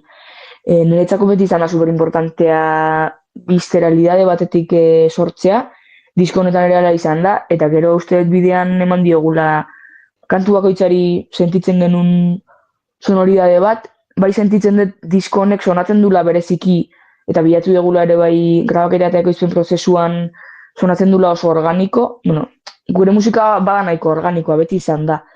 Baina disko honen grabaketan bai egin dugu apostu hori, organikotasun horrena, eta uste entzuten duzunean ere nabaritzen dela, eta bai gauzak pixkat biluziago eta soilago badaudela, kaso beste azken edo bigarren eratzatu bat disko horrekin alderatuta, nahiz eta disko hori ere bazar nahiko organikoa, baina bai hemen bereziki gehiago sentitzen dut, eta niretzako pixkat hormetan idaztearen hori ere bai, hor badago organikotasun bat nik lotzen ditutelako hormak gure egunerokoarekin, eta pixkat sentitzen dutelako kantu hauek badiela nola baiteko, ez dakit, reklamo moduko bat gure egunerokoari eta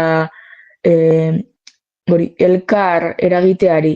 Irudikatu ditut nola baite hormak gure arteko elkarrizketa, txat eta hausnarketa gune bezala, ze uste dut beti izan diela hormak gure egunerokoan horren adierazle, eta bizkat obsesionatu noiz nola baite idazten un hori, idazten ditun kantak esaldi batzuk hormetan idatzi eta ikustearekin, norbaitek hori irakurri nahi izatearekin obsesionatu naiz, eta uste dut badula bereziki nolabait irakurria gantzuna izateko bilatu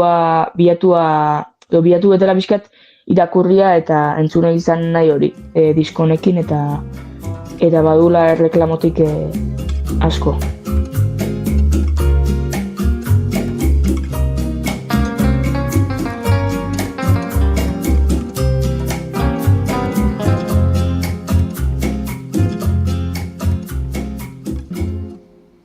Zer du azken lan honek, Janire Gaztetxo hartatik? Ba, Janire Gaztetxo hartatik gelditzen dana oraindik eta niretzako da superimportantea, nire musikalitatean eta nire konposatzeko eta sortzeko modun, da nolabait visceralitatetik kantatzea eta konposatzea beti. Ze ematen dit, iten deten horrekiko beti konektatuta sentitze hori ez, eta kanta bati denak enduko bazenio, eta utziko bazenu biluzik hori, gitarra akustika eta gotxu batera, sentitzea beti hor zaudela zu ez, eta niretzako hori da superimportantea horregotea, eta ezakit, hori galtzeak ustet niretzako zentzu guztiak enduko liokela honi egia esan. Zein izan da zure azken lehen aldia? Ba, justu galdera hau gaur erantzutea irutzen zait oso politxe, ze atzo izan zen justo nire azken lehen aldi hori, jaso genulako gure lan berriaren hormetan idazten lanaren viniloaren testpresina, eta hori konprobatu behar genuen dena ondo zehola, nali beren bazan lehenengo aldi bat, konprobazioaz gain, bazan lehen aldi bat, vinilo bat, tokadiskoz txukun batean, eta ekipo oso on batean, entzuten nuna, eta aldi berean vinilo hori zure lan bat eta zure kantu batzuk izatea, izan zen oso politxe, ez dakit, hori, Inigorekin komentatzen nun, hilabetean behin bere etxera autogonbidatuko naizela, iruditzen zaitelako hilabetean behin egin nahi eten zerbait hori gure lan berri hau viniloan eta alako ekipo batean eta altavoz batzuetan entzutearen lehen aldi hori izan zen oso berezia, eta esan urrengo lehenengo aldia, epela aurrera ez daukat ezer ustez lehen aldiz egingo detena, baino egiten badet kontatuko dizuet bestela.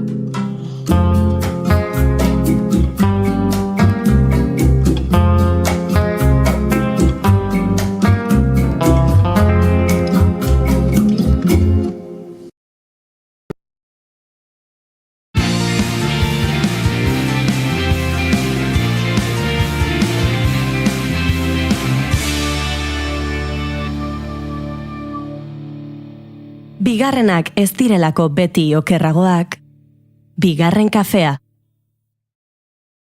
Hau zartako aman diotenan ere buruari entzuleok. Barkaiazu segituan rekuperatuko naiz, baina ikusen lezue. Bai, nik bai. Nik ez dut ikusi. Eta goiurirekin egin bezala, uste dut estikerra egingo detela. Bai, unek stiker bat merezi duela. Oi. Entzuleu, badakizuen ere mikrofonoa hemen soinu maila ingoan dagoena flexo bat dela, hola aurrera eratzera egiten duena. Horregatik zaratauek egiten ditu, ze flexiblea da. Eta joan naiz aurrera ekartzea, eta buruan jodut mikrofonoa tolestu, tolestu egin da. Arazoak dauzkala. Bastanteko desastrea. Goizeko 11 eta 30 minutu 5 segundu barru izango diren honetan, bastanteko desastrea egia esan. Baina, hori atzean utzita aurrera egiteko gai izango gara, eta zerreta telesere eta filmen inguruan aritzeko. Baldin eta topatzen badut hemen, nahi dudan kantua, ze hau ere kostatzen ari zait, hemen dago. You got the cinema.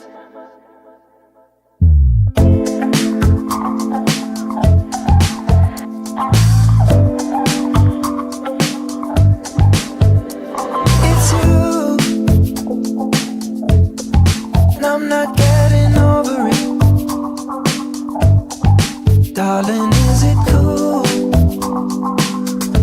If I'm stubborn when it comes to this, guess we're in time. If you're getting yourself wet for me, I guess you're all mine. You're sleeping in this bed with me. I just think you're cool. Entzuleok, puripurian tartean murgildu behar dugu, kantu puxka honekin, eta puripurian tartean murgiltzeko, beti bezala, Imanol González Gurrutxaga ere, gurekin dugu, Imanol, egunon. Kaixo, egunon, urte berrion. Urte berrion, zuri ere. Zuri erdi katarrorekin zabiltza? Bai. Eta estarreko minekin, eta buruko min pixkatekin baita, baina, hemen txegare. Ze gauza, pixket ja, ez? Zati darama gizarte guztik gaixo bilabete. Ja. Ez egin galdera hori, zetorriko zaizu jendea esanez, bere garaian txerto hartu genula COVID zelako, eta txertoak bilakatu gaitula orain zaurgarriago eta horregatik gaudela gaixo. Barkatu. Hori da ni sareetan ikusten ari naizena azkeneko egunetan. Barkatu, ni nahiko indignatuta beti gaixo zaudeten jendearekin, hori balde batetik. Baino, esan beharra daukat, 20 urte daramatza dela, inguruan jende mordoa beti gaixo ikusten. Orain COVID-aren txertoaren arazo izango den. Hori ba, baina hori ez da garrantzitsua. Ez gatoz gaixotasunen inguruan hitz egitera. Ez, hanik gogoan aukan. Ez. Telesaia eta pelikulak aipatu behar ditugu. Kabaramos, horregatik jarri dugu kantu hau, arrazoi duzu. Bale, orain ulertzen du, zergatik arian Harry Styles hemen kantatzen. Esango diazu ez zein hasiko den? Imanol bera, ze apunteak dauzka hementxe. Bai, batzutan elaboratu ekartze ditut, gaur kontan mobila ekarri dut, Letterbox irikita aukita. Letterbox erabiltzaia zara? Oso. Kontatu entzulei zer den Letterbox. Vale, Letterbox. Batzuk ezagutuko dezue IMDB, dala aplikazio bat eta webgune bat, hori, pelikulai buruzko informazioa bilatu, eta zure karpetatxoa sortu eta bertan jartzeko ze pelikula ikus nahi dituzun, eta nota jartzeko. Eta Letterbox da hori baino frikientzako. Apuntatu dezakezu egun bakoitzen ze pelikula ikusi ezun, zeintzuk gustatu zaizkizun, zure Facebook edo Instagramen ez dakit, bai.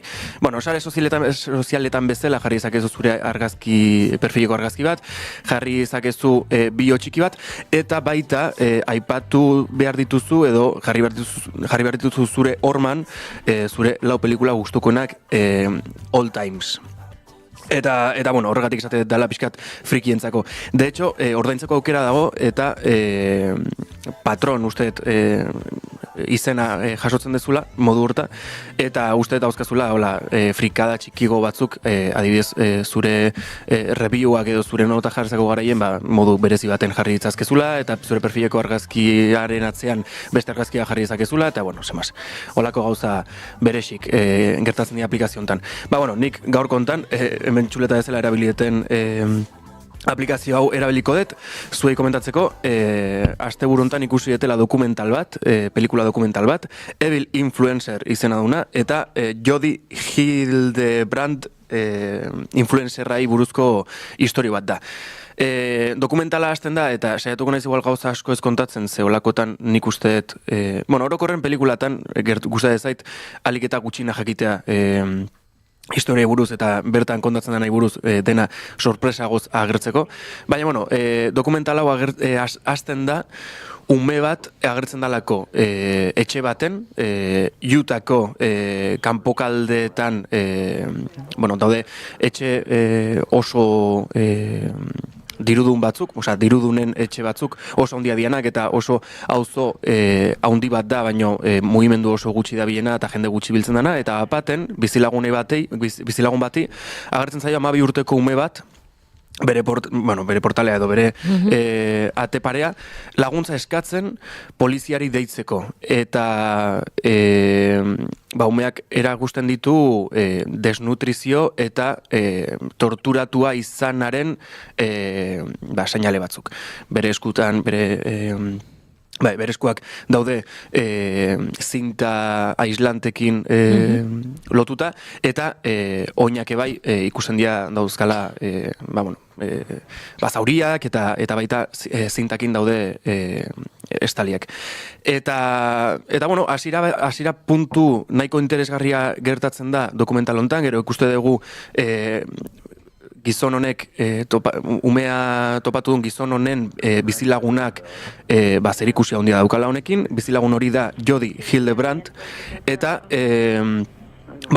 hortik pixkanaka jutega ikusten zein dan ume hau, zer da hon trama guztionen atzen, eta detaile bat oso berezia iruditzen zaitena, eta nik uste honek baita jendea ikusteko gogoa sortu aldion gauza bat, detaile bat da, umea ez dela juten bizilagun horren etxea poliziai deitzeko laguntza eske, baizik eta esaten, umeak, 12 urteko ume honek, behar dula kartzelara jun gauza bat gaizki indulako. Orduan, honek egizan, buelta deixente ematen dio tramai, eta nahi egizan interesgarri intzaiten. Esan marra uket, dokumentala 101 minutuko dokumental bat da. Momentu batzutan igual pixka eta espergarri gintzaiten edo juten da leku batzutatik interes gutxi sortze ziten trama batzuta. Baina orokorren erutzait dala oso dokumental interesantea, eta bai hemen asko jorratzen dala influencerren mundua, eta nola sare sozialetan zure seme-alabak erakustea, hemen spoiler txiki bat sartzen da, baina ez asko, baina zure seme-alabak sare sozialetan erakustea eta hortaz baliatzea zure ezaguntasuna handiago iteko, horrek dauzkan kalteak, eta batzutan beti errepikatzen dana, baina batzutan ez zaigu garbi gelditzen, sare sozialetan ikusten duguna ez dela inoiz, edo ez dela askotan egia. Hoxe Imanolen proposamena, hor azaldu eta ikusi ere, eta entzun gutxi entzun dugu, esan nahiko trailer isila dauka, baina bere proposamena, eta oker espanaiz Netflixen dago ikusgai. Hori da, ez eta ipatu ustez, baina Netflixen. Horxe. Galdera batzen bateko iraupena dauka. 101 minutu. Bale. Atentzio ditut. 101 minutu, orduta 41. Osondo. Nik nire proposamena egingo dizuet. Egia esan, atal bat ikusi dut, 4 atal daude ikusgai telesail ontatik, eta dola nahiko gutxi iritsi da plataformetara. Kasu honetan, filminen dago ikusgai, baina uste dute Amazon Primeen ere ikus daitekela. Amazon Prime Video, bai. Bai, Amazon.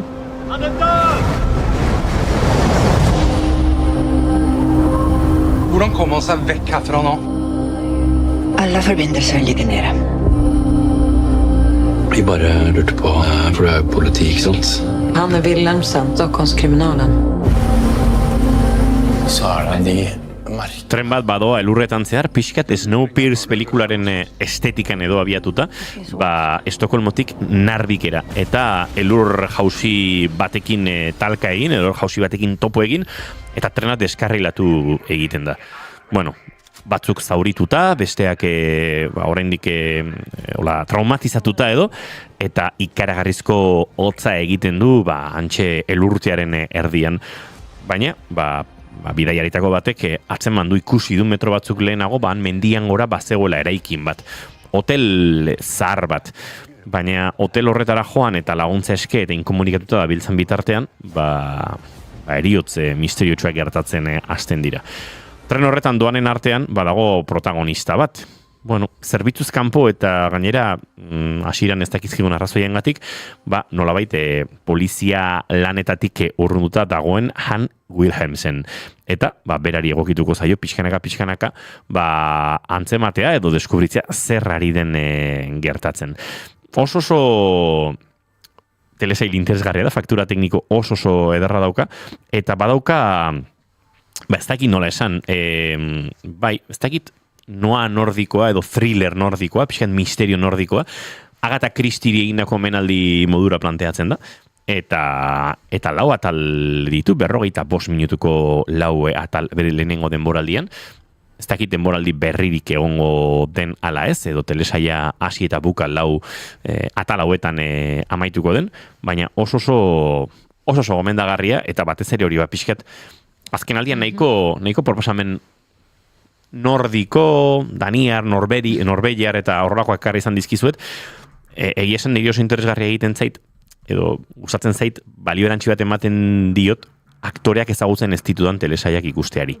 Ze, ez dakit batzutan aktore bat ikusi duzu hainbat paperetan, eta horrek ere pixkat eramaten zaitu, beste leku batzutara, eta kasu honetan, ikaragarrizko interpretazioak daude, benetan oso interpretazioak, baina basera batean gure begitara oso ezagunak ez diren aktorekin. Akaso hasiko bagina arakatzen protagonistaren inguruan, agertuko da ez dakize ikusi duzun pelikulatan edo badagoela, baina orokorrean nahiko neutrak egiten zaizkin, nire memorian behintzat, eta uste estetika eta lanketa hizkuntza bera ere, jatorrizko hizkuntzan ikusi ezkero, ez dakit exotikoago, desberdinago, eta, pixan misterioa kodigo anglosa joietatik aratago ikuste hori ere, uste badela, telesail honen balio erantzi bat. Los misterios del hotel Finse, esan da bezala, thriller nordikoa, eta tira, Estokolmora bidean dagoen.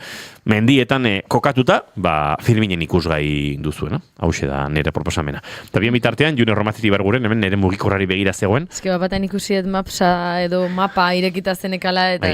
Nire airpotak, dagoeneko nire airpoten jabea esnatu da. Esango nuke, oraintxe, kanabisa erretzen ari dela.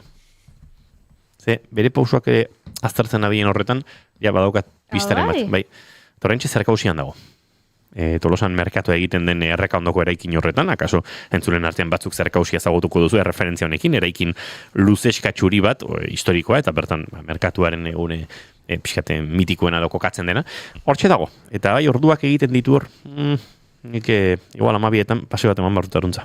Baiz, orduagatik sushi ez da aiko jaten. Ez. Zego, Juri? Ziur. Ziur egoten da kuadria bat elkartzen dena ordu honetan beti. Taberna horretan. Ez dago tabernan. Ez dago tabernan. Errekari pegatuta dago. Ados. Bai, zerkausiko bankuan dago. Ez egon hau dena. Bai, hau misterioa. Agatha Christieren omenaldia izango da gure bilaketa lan hau. Juri edo June, zein venga, zein da zure proposamena. Nik The Housemaid pelikula edo La Asistenta pelikula ekarri dut. Entzule pentsatu gute izu, baina honen inguruan hitz egin duzu, hitz egin dugu ezain beste pelikula, zeharka zertxo bai, baina euken elarraterekin novelan zentratu ginen, ez? Badakit, liburuak berak sortu dituela, iritziz berdinetako jendea dagoela, pelikulak ere ala utzi du jendea. Ni egia da, momentu batean negoela, irakurle blokeo batean, esan genezake hau irakurri nuenean, eta bi egunetan irakurretin nuen liburu bat izan zen, gogoan nuelako irakurtzeko, nuelako zer pasatzen zen jakiteko. Beraz, baditu bere aldez berdinak. Eta pelikularekin nik berdina esango nuke, esan nahi dut. Bi aukera daude ez, liburua irakurrita joatea edo liburua irakurri gabe joatea, agian nuke ditzakezu pistaren bat nondik doan edo nondik ez, baino bi alde horiek daude. Kontua da, pelikula honek kontatzen duena, da Millie Calloway, dela asistenta lanetan hasiko den neska bat, iristen dela Winchester familia privilegiatu, doktore eta elitistaren etxera. Eta egiten duela, elkarrezketatxo bat, eta han hasiko da lanean Nina eta Andrewren familiarentzat. Familian daude Nina, Andrew, eta oraintxe bertan alabaren izena ez datorkit, Cecilia, Sisi uste dut dela, eta hiruentzat lanean hasiko da. Egin behar du denetik, hau da, garbitu, dena txukundu, sukaldatu, alabaren bila joan behar badu alabaren bila joan, eta sarrerak erostea behar baldin badu nonbaiten, sarrerak erosi, dena delakoa.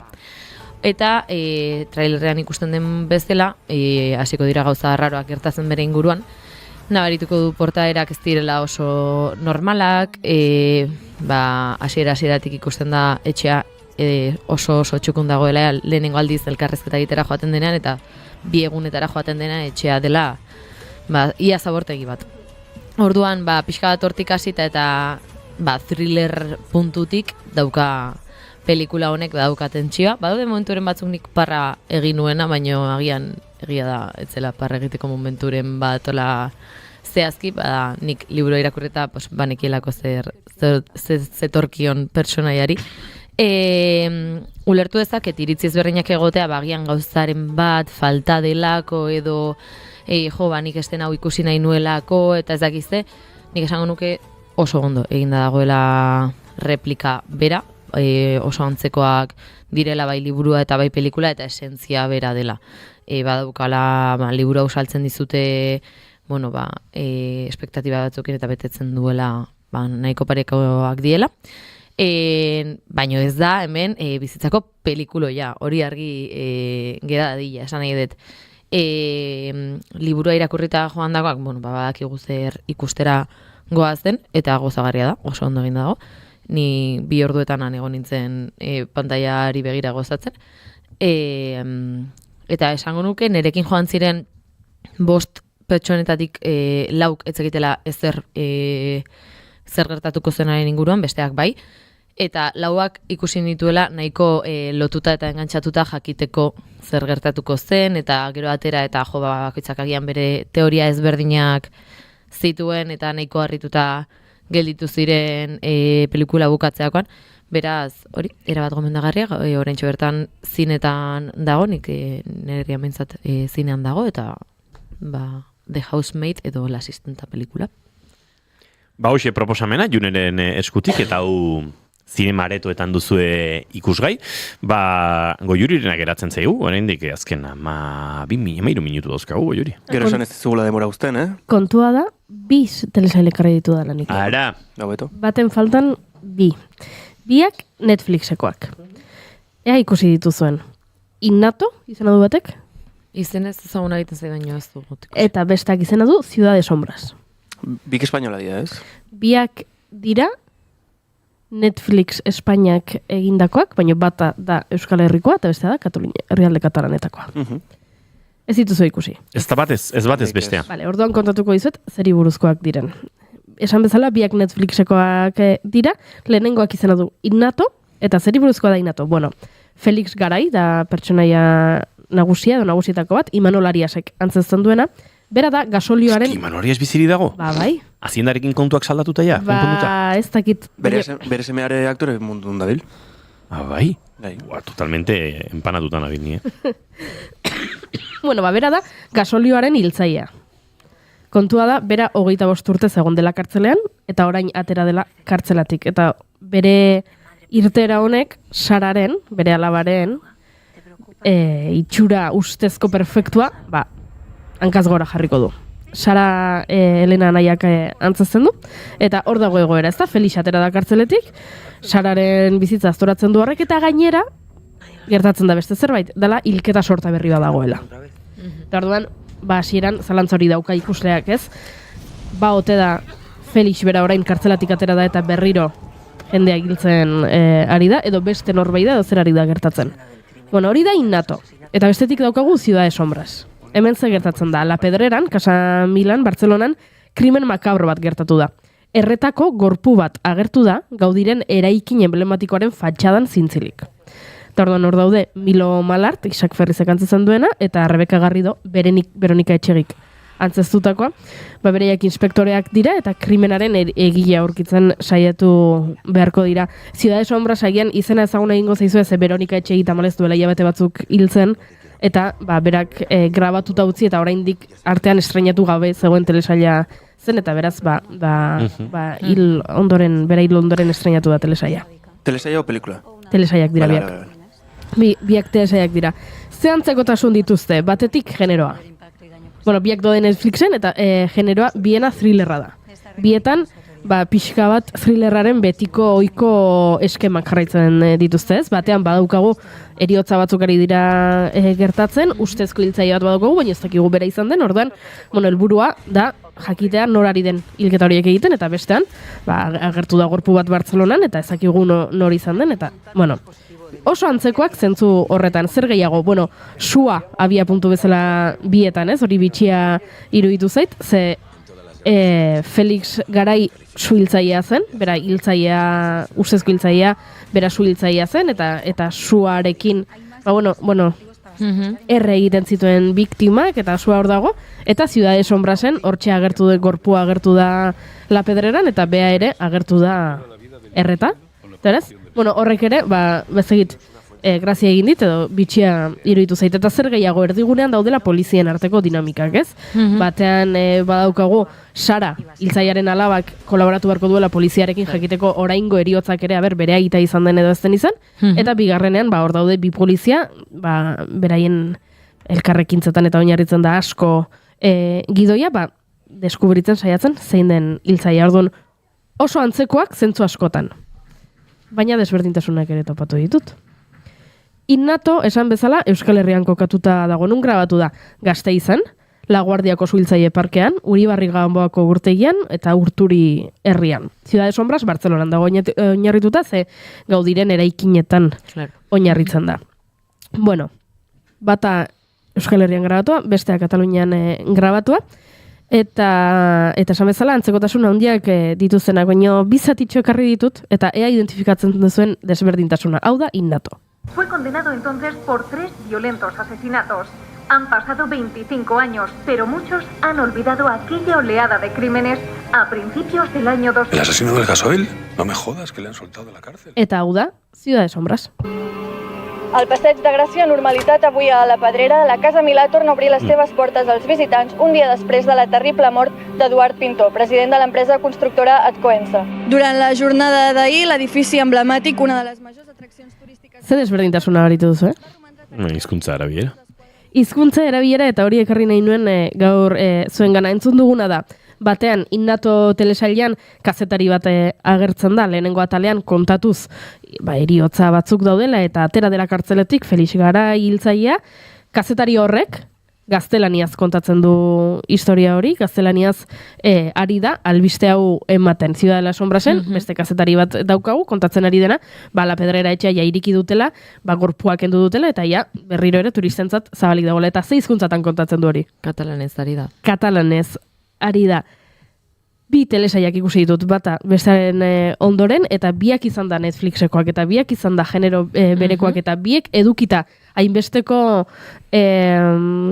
ezagit pixua edo behintzat lekua badela pertsonai bat bera ere bietan, asko harritu nau nola Ciudad de Sombrasen agertzen den dexentetan hizkuntza katalana, eta Innaton ez zen euskera bat ere azaltzen. Eta aukerak badaude. Ze Innaton protagonistetako bat da, institutoan dagoen semea, arraun klub batean dagoena, entrenamenduetan ohikoa litzateke seme hori euskeraz aritzea, agian ez beti, baino eskolan behintzat bai, ez? Pentsatzen du, Gasteizen ikasten du, ez du ikasten, ez dute aipatzen ezakit English School edo French School edo Deutsche School batean ikasten duela, beraz, de ereduan ikaslezak seme horrek, eta orduan euskaraz hitz egingo luke behintzat irakaslearekin, eta ez da hori gertatzen. Ez da gertatzen medikura joaten denean pertsonai bat, ez da gertatzen hitzordu bat hartzen duenean idazkari batek psikologoaren gabinetean, eta aldiz Ciudad de Sombrasen, bai, biak gaztelaniaz dira telesaiak, baina Ciudad de Sombrasen baditu keinu hauek, kazetariak albistea kontatzen du katalanez. Inspektoreari herrieta egiten dio bere buruak, mosuak dira, mosuen buruak eta katalanez egiten dio herrieta, medikuaren gana joaten dira eta medikuak azaltzen dizkio gauzak protagonista bati katalanez, eta biktimetako bat dala gizon bat Kataluniako enpresa baten burua dena, eta bera etxera doanean agurtzen du bere idazkaria esanez, bilera asko luzatu da eta biharre enaiz etorriko, beraz jai hartzazu, hori dena katalanez egiten dute.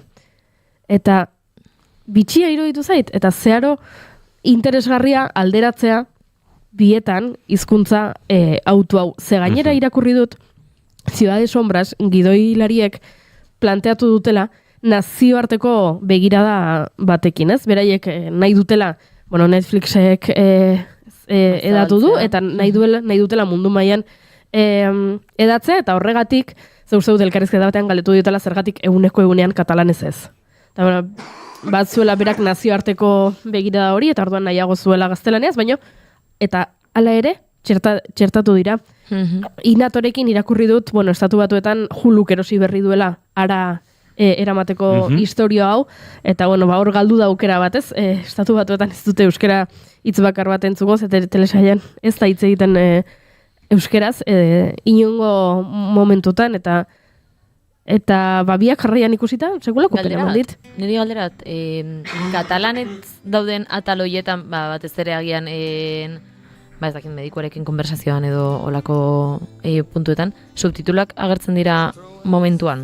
Bai, subtitulak agertzen dira, bai, eta listo ez.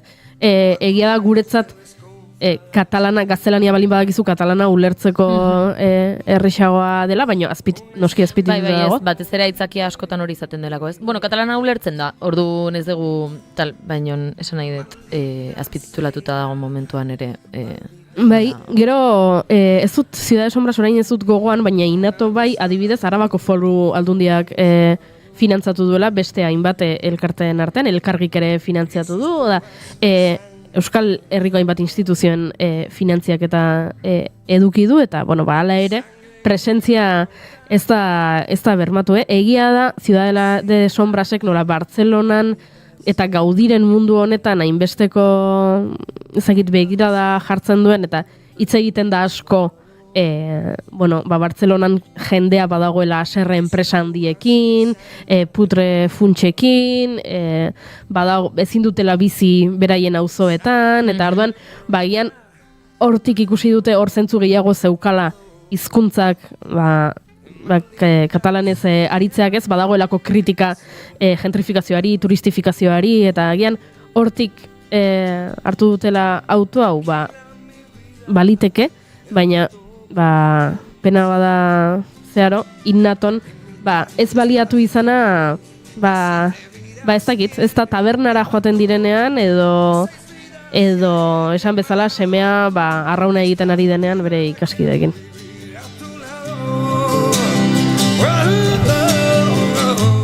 Entzuleok, 2 minutu pasatxo geratzen zaizkigu eguerdiko 12etarako, eta hemen gure txatean Gorkak esan digu, ze eder Antonio Floresen abesti berrik deskubritu ditut, ze eder Antonio Floresen pelikula, abesti berriak deskubritu ditut, eta gomendatu edo komentatu Flores para Antonio.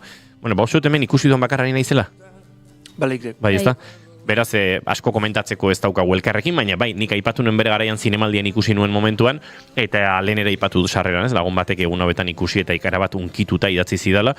Niretzat oso pelikula interesgarria da, egia da Antonio Floresen figura Hego Euskal Herrian ezagunagoa zaigula Espainiar eraginez, nahiko Espainiar musikaren ikono bat izan delako, eta Lola Floresen familia, eta Lolita eta Rosarito, ziurrenik iparraldetik entzuten gaitu zen askorentzat, nahiko figura urrunekoak, baina Antonio Flores musikari erraldoi bat izan zen, oso gazte hiltzena, eta pelikula hau Antonio Floresen inguruko pelikula bat izatetik haratago, uste dut, haren alabaren, Alba Floresen doluaren inguruko pelikula bat dela, eta horrek egiten duela, bereziki interesgarri, ez da biopik bat, baditu, bueno, momentu historiko batzuk, eta noski artxibategi bisualaren, edo artxibo bisualaren joera edo erraminta hori ere baliatzen du, baina netzako badago esaldi bat, Alba Floresena pelikula guztia laburbildu dezakena, eta da, berari kontatu ziotela aita penaz hiltzela. Txikia zelako, eta akaso depresioa, edota suizidioa, edota drogak eta gaindosia, eta uste dut Antonio Floresen eriotza beti bili dela ez, arrazoi ezberdinen dantza horretan, hori esan beharrean penaz hiltzela esan ziotela, eta berak inoiz ez zuela dolu hori egin, uste zuelako penaz hile egin zitekeela. Eta niretzako momentu hori pelikulan da, eta bai, pelikula guztia da, bere izebekin egiten duen nolabait memoria berreskuratze bat, eta dolu berantiar bat, haren aitaren oso ezaguna eta oso musikari handi izan zen, Antonio Floresen aitaren doluaren inguruan. Beraz, niretzat oso pelikula gomendagarria, zinetan daukazu entzuleok, eta uste dut, jake gorkak eskatu digun, eta erabat ados nagoen, bai, oso gomendio ederra dela, gaurko saioa bukatzeko, eta puri-purian tarte honi azken aletxo bat eskaintzeko. June Romatet Ibarguren dastorren astelenera arte, normaltasuna berreskuratuko dugu, nola baita Imanol González Gurrutxaga zuere datozen egunetar arte. Agur. Eta Oiuri zuere etzira arte, ze bihar jai daukagu. Berriro. Entzuleo, gazteazkenean bueltatuko gara Zeatik ez taldea hemen entrevista akustikoan, eta bestelako gauza asko zuei. Kontatzeko informazioaren txanda orain hementxe naiz irratian zaindu, eta zintzu ibili azken ordua betan, oraindik ere ez dakite opariren baterorik gote zeizuen edo.